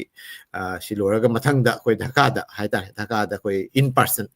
ꯍꯥꯏꯕ꯭ꯔꯤꯠ ꯃꯣꯗꯇ ꯑꯩꯈꯣꯏ ꯑꯣꯟꯂꯥꯏꯟꯗ ꯑꯩꯈꯣꯏ ꯈꯔ ꯁꯔꯨꯛ ꯌꯥꯒꯅꯤ ꯂꯣꯏꯅꯅ ꯃꯄꯥꯟ ꯃꯅꯤꯄꯨꯔꯗ ꯂꯩꯕ ꯅꯠꯇ꯭ꯔꯒꯅ ꯑꯩꯈꯣꯏ ꯕꯪꯒ꯭ꯂꯥꯗꯦꯁꯀꯤ ꯃꯄꯥꯟꯗ ꯂꯩꯕ ꯄꯨꯝꯅꯃꯛꯁꯨ ꯑꯩꯈꯣꯏ ꯖꯨꯝꯒꯤ ꯂꯤꯡꯛ ꯑꯃꯁꯨ ꯑꯩꯈꯣꯏ ꯊꯝꯒꯅꯤ ꯑꯗꯨꯗꯒꯤ ꯃꯌꯥꯝꯁꯨ ꯁꯨꯝ ꯁꯔꯨꯛ ꯌꯥꯕ ꯌꯥꯒꯅꯤ ꯑꯗꯨꯒ ꯏꯟ ꯄꯥꯔꯁꯟ ꯑꯣꯏꯅꯗꯤ ꯙꯀꯥꯗ ꯂꯩꯕ ꯕꯪꯒ꯭ꯂꯥꯗꯦꯁꯀꯤ ꯅꯍꯥꯔꯣꯟꯁꯤꯡ ꯑꯍꯜꯁꯤꯡ ꯃꯔꯨꯑꯣꯏꯅ ꯑꯩꯈꯣꯏ ꯀꯦꯄꯤꯇꯦꯜ ꯁꯤꯇꯤꯅꯤ ꯑꯗꯨꯗ ꯂꯩꯕ ꯃꯌꯥꯝꯁꯤꯡꯁꯤꯒ ꯁꯔꯨꯛ ꯌꯥꯕꯤꯗꯨꯅ ꯄꯨꯟꯅ ꯀ꯭ꯂꯣꯖꯤꯡ ꯁꯤꯔꯤꯃꯣꯅꯤꯁꯤ ꯄꯥꯡꯊꯣꯛꯀꯅꯤ ꯙꯀꯥꯗ ꯏꯟ ꯄꯥꯔꯁꯟ ꯑꯣꯏꯅ ꯑꯗꯨꯗꯁꯨ ꯃꯌꯥꯝ ꯁꯔꯨꯛ ꯌꯥꯕꯤꯌꯨ ꯃꯌꯥꯝꯒꯤ ꯋꯥꯍꯪ ꯄꯥꯎꯈꯨꯝꯁꯨ ꯑꯩꯈꯣꯏ ꯑꯗꯨꯒꯤ ꯁꯦꯁꯟ ꯑꯃꯁꯨ ꯊꯝꯖꯒꯅꯤ ꯑꯁꯤꯅꯤ ꯑꯩꯈꯣꯏ ꯂꯣꯏꯁꯤꯟꯕ ꯊꯧꯔꯝꯁꯤꯅ ꯇꯥꯡ 5 ꯗꯤꯁꯦꯝꯕꯔꯒꯤ ꯇꯥꯡ 5 ꯏꯔꯥꯏ ꯅꯨꯃꯤꯠꯇ ꯇꯥꯔꯦ ꯑꯩꯈꯣꯏ ꯕꯪꯒ꯭ꯂꯥꯗꯦꯁꯀꯤꯗꯤ ꯏꯔꯥꯏ ꯅꯨꯃꯤꯠꯁꯤ ꯐ꯭ꯔꯥꯏꯗꯦꯁꯤ ꯗꯦ ꯑꯣꯐꯅꯤ ꯑꯗꯨꯅ ꯗꯦ ꯑꯣꯐꯇ ꯑꯣꯏꯅ ꯊꯝꯃꯦ ꯑꯗꯨ ꯃꯄꯥꯟ ꯏꯟꯗꯤꯌꯥꯒꯤ ꯑꯣꯏꯅꯗꯤ ꯈꯔ ꯅꯨꯡꯉꯥꯏꯔꯣꯏꯗ꯭ꯔꯥ ꯈꯪꯗꯦ ꯇꯧꯕꯇꯕꯨ ꯑꯩꯈꯣꯏ ꯅꯨꯡꯊꯤꯟꯗ ꯑꯣꯏꯅ ꯑꯩꯈꯣꯏ ꯊꯕꯛ ꯂꯣꯏꯁꯤꯜꯂꯛꯄ ꯄꯨꯡ 3 ꯍꯧꯒꯅꯤ ꯑꯗꯨꯒ ꯋꯥꯔꯤ ꯋꯥꯇꯥꯏ ꯅꯠꯇ꯭ꯔꯒꯅ ꯑꯩꯈꯣꯏ ꯆꯞ ꯆꯥꯕꯤ ꯃꯦꯏꯟ ꯄ꯭ꯔꯣꯒ꯭ꯔꯥꯝꯗ ꯑꯩꯈꯣꯏ ꯄꯨꯡ 3 ꯑꯣꯏꯒꯅꯤ ꯕꯪꯒ꯭ꯂꯥꯗꯦꯁꯀꯤꯅ ꯄꯨꯡ 3 ꯏꯟꯗꯤꯌꯥꯒꯤꯅ ꯄꯨꯡ 3:30 ꯁꯨꯝ ꯇꯥꯔꯅꯤ ꯇꯣ ꯑꯁꯤꯅꯤ ꯑꯩꯈꯣꯏꯒꯤ ꯁꯝꯂꯞꯄ ꯄ꯭ꯔꯣꯒ꯭ꯔꯥꯝ ꯍꯧꯖꯤꯛ ꯑꯔꯣꯏꯕ ꯑꯣꯏꯅ ꯍꯥꯏꯇꯥꯔꯦ ꯀꯣꯟꯚꯣꯀꯦꯁꯟ ꯔꯤꯃꯥꯔꯛ ꯑꯩꯈꯣꯏ ꯄꯨꯡ 1:40 ꯌꯧꯔꯛꯇꯧꯔꯦ ꯁꯣ ꯋꯤꯊꯤꯟ ꯄꯨꯡ 2ꯒꯤ ꯃꯅꯨꯡꯗ ꯑꯩꯈꯣꯏ ꯀꯩꯅꯣꯁꯤ ꯉꯁꯤꯒꯤ ꯊꯕꯛꯁꯤ ꯂꯣꯏꯁꯤꯟꯅꯕ ꯇꯧꯖꯒꯅꯤ ꯑꯣꯖꯥ ꯈꯨꯔꯁꯦꯠ ꯁꯣ ꯀ꯭ꯂꯣꯖꯤꯡ ꯔꯤꯃꯥꯔꯛ ꯑꯦꯟ ꯑꯣꯖꯥꯒꯤ ꯍꯥꯏꯅꯤꯡꯕ ꯑꯣꯖꯥ ꯁꯃꯠꯇꯤ ꯌꯥꯎꯕ ꯉꯝꯈꯤꯗꯦ ꯃꯥꯒꯤ ꯃꯁꯥꯒꯤ ꯈꯔ ꯀꯩꯅꯣ ꯇꯧꯕ ꯑꯣꯖꯥ ꯁꯃꯠꯁꯨ ꯌꯥꯎꯍꯟꯅꯤꯡꯉꯝꯕꯅꯤ ꯑꯗꯣ ꯑꯣꯖꯥ ꯈꯨꯔꯁꯦꯠꯅꯁꯨ ꯁꯨꯝ ꯕꯪꯒ꯭ꯂꯥꯗꯦꯁꯀꯤ ꯃꯥꯒꯤꯗꯒꯤ ꯀꯔꯤ ꯍꯥꯏꯅꯤꯡꯕ ꯑꯃꯁꯨꯡ ꯑꯣꯖꯥꯒꯤ ꯑꯣꯏꯕ ꯑꯣꯖꯥ ꯁꯣꯏꯗ ꯊꯝꯕꯤꯔꯝꯕ ꯋꯥꯍꯩꯁꯤꯡꯗꯨꯒꯁꯨ ꯑꯣꯖꯥꯅ ꯀꯔꯤ ꯍꯥꯏꯅꯤꯡꯕ ꯑꯗꯨꯒꯤ ꯃꯇꯥꯡ ꯑꯃꯁꯨꯡ ꯀ꯭ꯂꯣꯖꯤꯡ ꯔꯤꯃꯥꯔꯛ ꯍꯥꯏꯇꯥꯔꯦ ꯑꯣꯖꯥꯒꯤ ꯑꯔꯣꯏꯕ ꯋꯥꯍꯩ ꯈꯖꯤꯛꯇꯪ ꯊꯝꯕꯤꯔꯝꯃꯨ ꯊꯥꯒꯠꯆꯔꯤ ꯄ꯭ꯔꯕꯨꯟ ꯉꯁꯥꯏ ꯋꯥꯔꯤ ꯁꯥꯟꯅꯕ ꯃꯌꯥꯝꯁꯤ ꯌꯥꯝꯅ ꯑꯩꯈꯣꯏꯅ ꯈꯟꯕꯗ ꯍꯧꯖꯤꯛ ꯁꯤꯒꯤ ꯄ꯭ꯔꯣꯒ꯭ꯔꯥꯝꯁꯤꯗ ꯌꯦꯡꯉꯤꯕ ꯃꯤ ꯃꯌꯥꯝꯁꯨ ꯌꯥꯝꯅ ꯀꯥꯟꯅꯕ ꯑꯣꯏꯒꯗ꯭ꯔꯥ ꯍꯥꯏꯅ ꯈꯜꯂꯤ ꯑꯗꯨ ꯉꯁꯤꯒꯤ ꯄ꯭ꯔꯣꯒ꯭ꯔꯥꯝꯁꯤꯒ ꯑꯩꯈꯣꯏꯅ ꯍꯥꯏꯅꯤꯡꯕꯗꯤ ꯃꯅꯤꯄꯨꯔ ꯃꯤꯔꯔꯕꯨ ꯌꯥꯝ ꯊꯥꯒꯠꯆꯔꯤ ꯑꯁꯤꯒꯨꯝꯂꯕ ꯄ꯭ꯂꯦꯠꯐꯣꯔꯝ ꯑꯃꯗ ꯑꯣꯖꯥ ꯁꯩꯌꯦꯗ ꯑꯍꯃꯗ ꯀꯨꯝꯕ ꯅꯠꯇ꯭ꯔꯒ ꯌꯦꯡꯕꯤꯔꯤꯕ ꯃꯌꯥꯝꯁꯤ ꯑꯩꯈꯣꯏꯒ ꯁꯛꯃꯥꯏ ꯈꯪꯅꯕ ꯏ ꯄꯥꯎ ꯐꯥꯎꯅꯕ ꯍꯔꯥꯎ ꯅꯨꯡꯉꯥꯏꯕ ꯑꯃꯒ ꯁꯦꯌꯔ ꯇꯧꯅꯕꯁꯤ ꯃꯁꯤ ꯌꯥꯝ ꯊꯥꯒꯠꯅꯤꯡꯉꯥꯏꯅꯤ ꯄ꯭ꯔꯃꯣꯗꯄꯨ ꯌꯥꯝ ꯊꯥꯒꯠꯅꯤꯡꯕꯗꯤ ꯁꯤꯅꯤ ꯑꯁꯤꯒꯨꯝꯕ ꯄ꯭ꯂꯦꯠꯐꯣꯔꯝ ꯑꯃ ꯁꯦꯝꯕꯒꯤꯗꯃꯛꯇ ꯉꯁꯤ ꯆꯍꯤ 1-2 ꯇꯧꯅ ꯆꯍꯤ 5 ꯁꯨꯖꯜꯂꯛꯄ ꯃꯇꯝ ꯌꯧꯔꯛ ꯐꯥꯎꯗ ꯃꯅꯤꯄꯨꯔ ꯃꯤꯔꯔꯁꯤ ꯉꯁꯤ ꯐꯥꯎ ꯌꯣꯛꯈꯠꯅ ꯉꯍꯤ ꯐꯥꯎ ꯂꯩ ꯑꯁꯤ ꯍꯌꯦꯡ ꯐꯥꯎꯁꯨ ꯁꯨꯃꯥꯏꯅ ꯂꯩꯁꯅꯨ ꯕꯪꯒ꯭ꯂꯥꯗꯦꯁꯇ ꯂꯩꯔꯤꯕ ꯑꯩꯈꯣꯏ ꯃꯅꯤꯄꯨꯔꯤ ꯄꯨꯝꯅꯃꯛꯀꯤꯁꯨ ꯃꯤꯔꯣꯜ ꯍꯥꯏꯕꯁꯤꯗꯤ ꯃꯤꯡꯁꯦꯜ ꯑꯩꯈꯣꯏꯅ ꯌꯦꯡꯕꯗ ꯁꯛꯃꯥꯏ ꯈꯪꯅꯕ ꯑꯗꯨꯃꯥꯏꯅ ꯄꯨꯟꯁꯤ ꯆꯨꯞꯄ ꯂꯩꯕ ꯑꯣꯏꯁꯅꯨ ꯑꯗꯨꯒꯩ ꯑꯩꯈꯣꯏ ꯕꯪꯒ꯭ꯂꯥꯗꯦꯁ ꯅꯠꯇꯅ ꯑꯇꯩ ꯃꯄꯥꯟꯗ ꯂꯩꯔꯤꯕ ꯑꯩꯈꯣꯏ ꯃꯩꯇꯩ ꯄꯥꯡꯒꯜ ꯃꯅꯤꯄꯨꯔꯤ ꯃꯨꯁꯂꯤꯝꯁꯤꯡ ꯄꯨꯝꯅꯃꯛꯄꯨ ꯑꯩꯈꯣꯏꯅ ꯍꯥꯏꯅꯤꯡꯕꯗꯤ ꯀꯩꯅꯣ ꯂꯣꯟꯅꯔꯤꯕ ꯂꯣꯟꯁꯤꯡꯁꯤ ꯑꯩꯈꯣꯏ ꯂꯥꯏꯔꯤꯛ ꯂꯥꯏꯁꯨꯁꯤ ꯑꯩꯈꯣꯏꯅ ꯃꯥꯡꯗ ꯆꯥꯎꯈꯠꯇ꯭ꯔꯒꯗꯤ ꯑꯣꯖꯥ ꯁꯩꯌꯦꯗ ꯑꯍꯃꯗꯀ ꯑꯩꯈꯣꯏ ꯈꯪꯅꯔꯤꯁꯤ ꯑꯣꯟꯂꯥꯏꯟ ꯄ꯭ꯂꯦꯠꯐꯣꯔꯝꯗ ꯈꯪꯅꯕ ꯑꯩꯈꯣꯏꯅ ꯐꯦꯁꯕꯨꯛꯇ ꯃꯔꯤ ꯃꯇꯥꯡ ꯊꯣꯛꯅꯕꯅ ꯑꯣꯖꯥ ꯁꯩꯌꯦꯗ ꯑꯍꯃꯗꯁꯦ ꯑꯩꯈꯣꯏꯒ ꯃꯔꯤ ꯌꯥꯝꯅ ꯅꯛꯁꯟꯅꯔꯦꯅ ꯈꯟꯕꯅꯤ ꯑꯗꯨꯅ angangsing larik lakhu taman bade yam thawai thawa tai akhoi cultural thabak siga yahun batai akhoi na modern style siga angangsing taman le hairaga aigi nat khon si punumak si khangandra badi mathangda aigi loan si loan bade makoi kai ba phaurakani akhoi gi set ba fijot punumak si makoi sening la hoy aduna akhoi social cultural punumakta angangsing bo yam involve toba aduge sumaina amaga interaction si oina ba haina anouba program punumak sille hairaga mayam gi thawgat yamna pangan si kalhanaba asing program si sinba oiseno asigi mayam borsi hairaga ai mayam da assalamu alaikum asigi da makta sigalo isinjar Thank you. Akoi sum mathang ai sum Manipuri Mirror gi matang ai sum utpani akoi YouTube channel ga lona na akoi koi website ama su leje aside sida maru na akoi Bangladesh ki pau si yam dan Bangladesh ki pau khatang thamde aside sida India gi oiba Mapan lam gi oiba pau su loina happy pau si uti gi oiba akoi political na tragana yamna phong saba news ti kya na te maru na akoi positive news ama sung like shugi amadi khoi sahitya gi loan gi culture gi pau tu na ayamba oina tawi khoina hapjabase to asini amathang mayam karigumba nuksibiraga di sum changbiu aduga loina na khoi gi isa gi page amasu leijei Facebook page haitare aduga sum mayam changna pabiu noma gi oiba keno tu sum yengbiu mathang da khoi oja sajat ta lak chara gi oja sajat ki su closing remark oina amasung oja said ahmad ta kari haning ba loina na yengbiri ba mayam tabiri ba mayam viewers mayam so oja na kari thamning ba adu sum thambiram oja sajat Promoda amakan na target sari nasi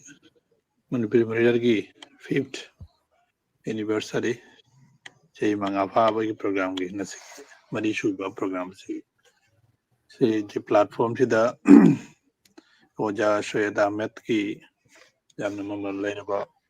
wari watai ko tabire yamna phajana ojana sinda dana history matang da koi gi language ki matang da koi sanskrit ki matang da so yamna ojana phajana gena thore wari libire si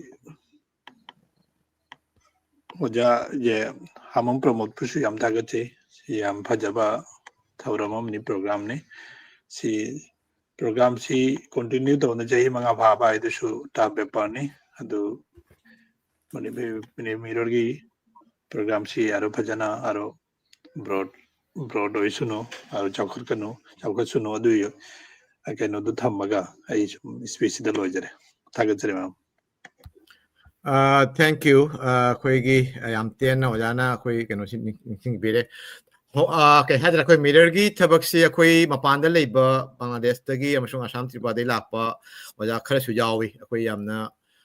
ke hadra Mapan lam da leiba si su struggle lamani oja wai su khang ngani oja wai larik tamba keno tabda khoi si da leiba si di masing su lekpa loan ju tinadaba adugi mathakta tongan ba society haiter challenging ado isa gi thabak su sum tauba mafam siga khoi di sum lei rabanina mafam sigi kai haiter siga su hingna bo hotna ba haiter aduga loina isa gi loan culture ngak na chatpa aduga no na lakpo mayam se integration ta hon community ama build up tauba there's a lot of things we have to do asigi manung da asisu tauda ba yadra ba thabak amani haina pangthok chebani sagi achin ba kaya keno leiraga su asisu ai isana pamjaru ba haitare koi yamna nungai te Mapanda aina ngasagi oja saja oja khusen na su mawangai da su habi re akoi punna lebinaramba keno mayam si kamana naksan ba jaga dagi asisum khalak padagi koi kharna si kumba wakhan si puthorapani 2017 18 gi dwai dagi sumana koi toina su Bangladesh India si ko chatpa ngamre Manipur se amone chacharure adu mayam si chaluraga hena khawrang pase aham balak pagi di nuai ba hai gadra keno to bo adui mathang da isolate ora pagi nuai ta ba tanja se mathang ni step si aduna ai si chahi 2003 da lak pani aduna chahi 35 kun chahi 35 mu chahi 30 khai henjala ko de siga su kra settle oi ba hai tare asu dagi ngasai naksan na si pamak pa so de technology cha khalak pa madugi de phone ja ham de landline khatang tawin tawramba pesa piraga there's a lot of hassle cha imung manungi pau phang mamde ꯃꯃꯥꯡꯉꯩꯗ ꯑꯣꯖꯥꯅꯁꯨ ꯄꯟꯈꯤꯕ ꯍꯥꯟꯅ pen friend ꯑꯣꯏꯅ ꯇꯧꯔꯝꯕ ꯑꯣꯖꯥ ꯀꯩꯃꯟꯗꯤꯟꯒꯤ ꯀꯩꯅꯣꯒ ꯇꯧꯔꯝꯕ ꯃꯅꯤꯄꯨꯔꯒ ꯕꯪꯒ꯭ꯂꯥꯗꯦꯁꯀ ꯅꯛꯁꯟꯅꯕꯁꯤ ꯉꯝꯃꯝꯗꯕ event phone ꯅꯠꯇꯦꯀꯣ ꯀꯩꯅꯣꯗ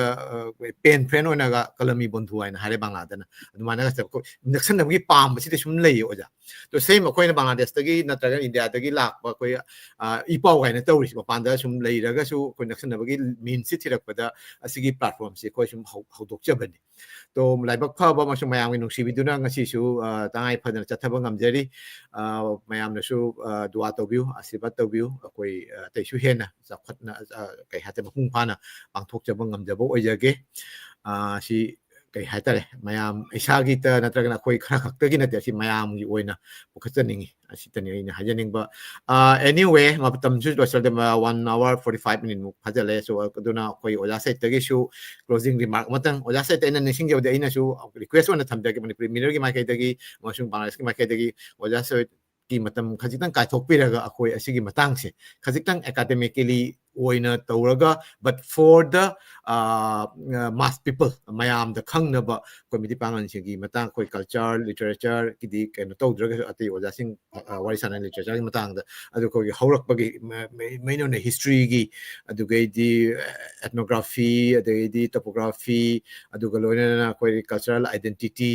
ꯑꯗꯩꯗꯤ ꯂꯦꯡꯒ꯭ꯋꯦꯖꯇꯁꯨ ꯑꯩꯈꯣꯏ ꯃꯩꯇꯩꯂꯣꯟꯅꯤ ꯍꯥꯏꯔꯒꯁꯨ ꯑꯩꯈꯣꯏ ꯃꯩꯇꯩ ꯄꯥꯉꯜꯒꯤ ꯇꯣꯉꯥꯟꯕ ꯑꯦꯛꯁꯦꯟ ꯑꯃꯁꯨꯡ ꯋꯥꯍꯩ ꯋꯥꯇꯥꯗ ꯈꯖꯤꯛꯇꯪ ꯇꯣꯉꯥꯟꯕ ꯂꯩꯕ ꯑꯗꯨꯒ ꯃꯩꯇꯩ ꯑꯏꯕꯁꯤꯡꯅꯁꯨ ꯄꯨꯊꯣꯛꯄꯗ ꯑꯩꯈꯣꯏ ꯉꯜꯂꯤꯉꯩ ꯃꯇꯝꯗꯒꯤꯅ ꯑꯣꯖꯥ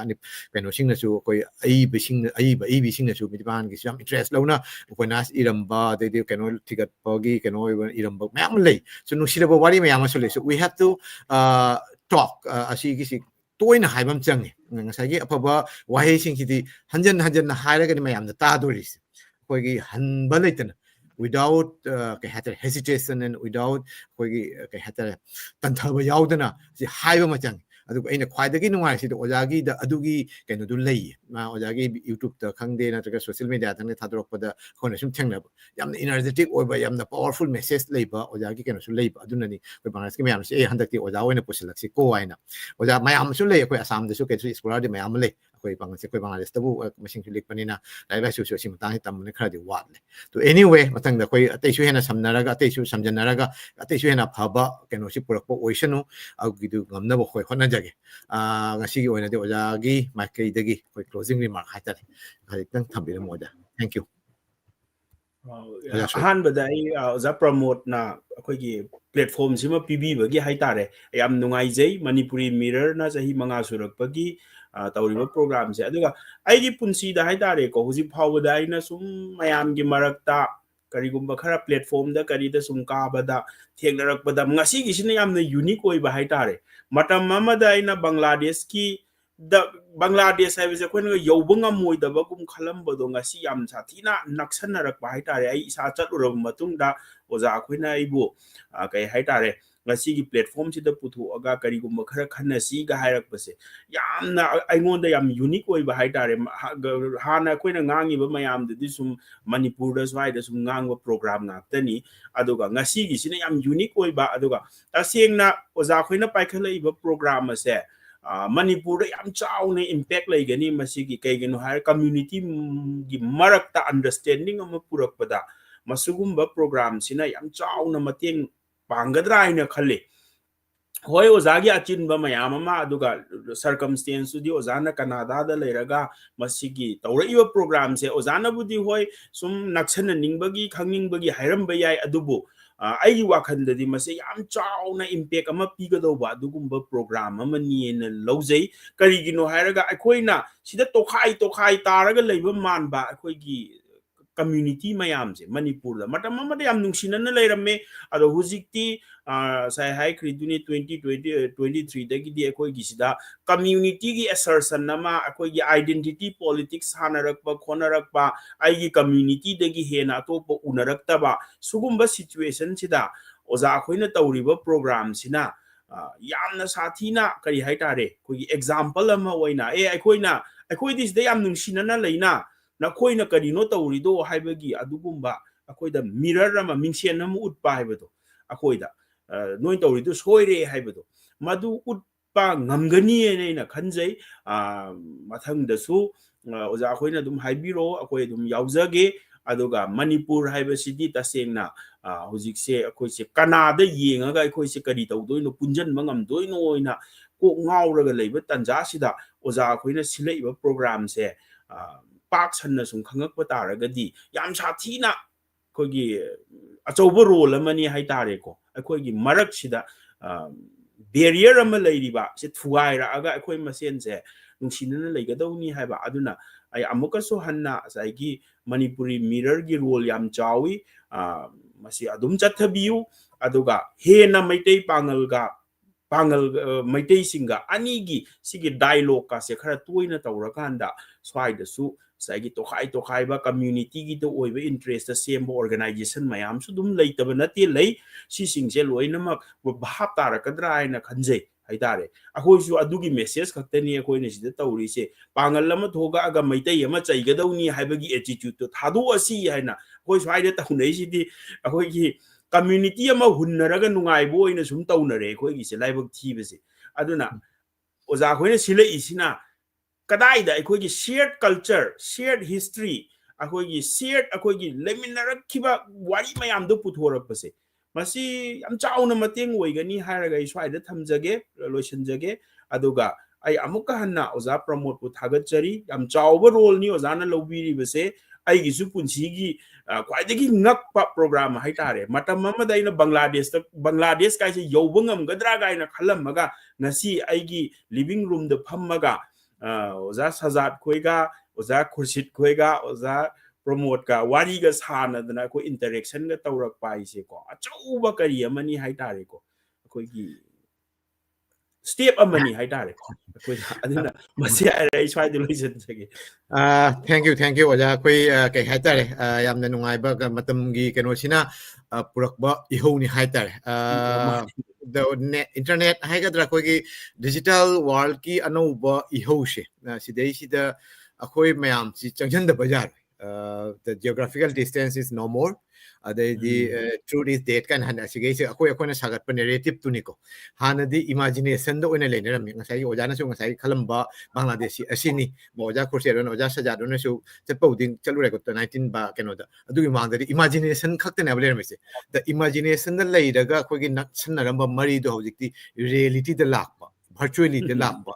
event to virtuality da lakpa si ngambagi khudong chaba se ko technology na pira bani na chuki khudong chaba se ko mayam lobi na si aduga loina na masagi ain hariba positive news positive vibe ama pusanaba ona bi na si aduga aina kai haitare akoi su nahan su haige koi hodokun mita su koi hodokun mita su han singduna su haige oja naurem birendrajit koi Bangladesh tagi lakpo jing New York ta leiba oja tonubo mo koi su hai Manipur gi irang khangde Manipur keno se koi losan binaba koi mayam da isagi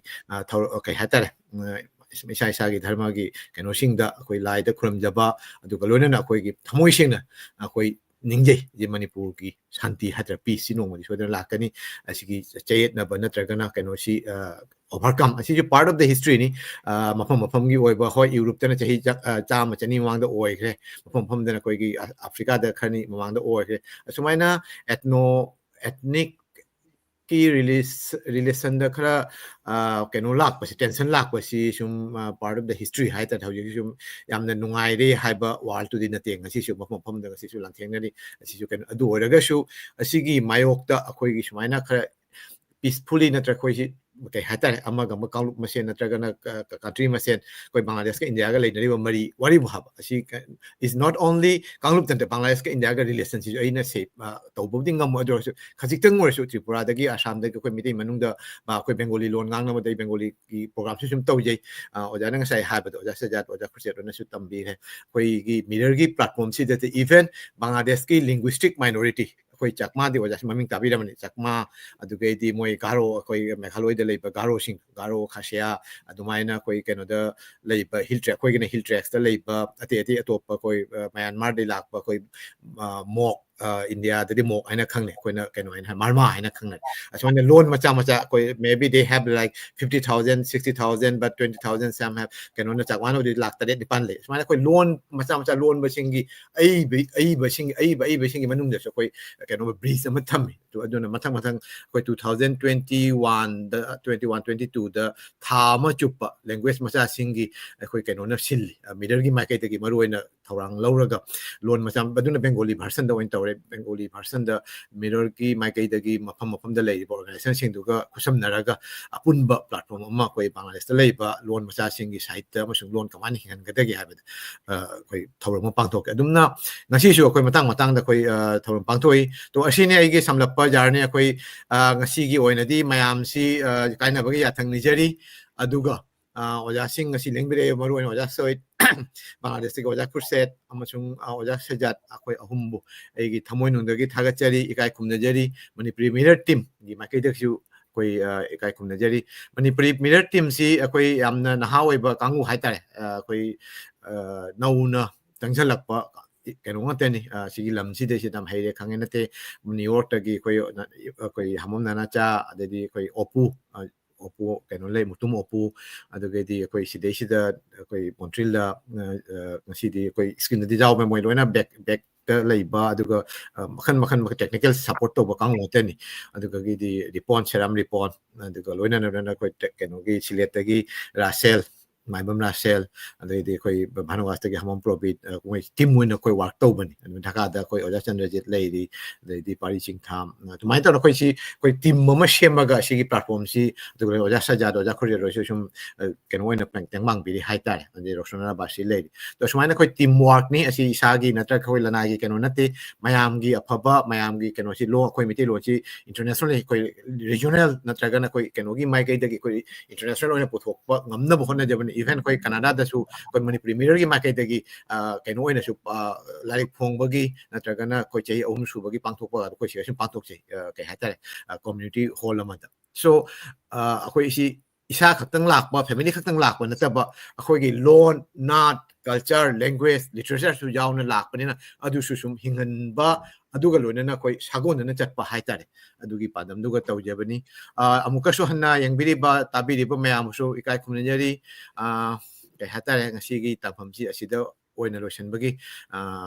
aya ba lawjari thagachari mayam bu khuram jari Thank you.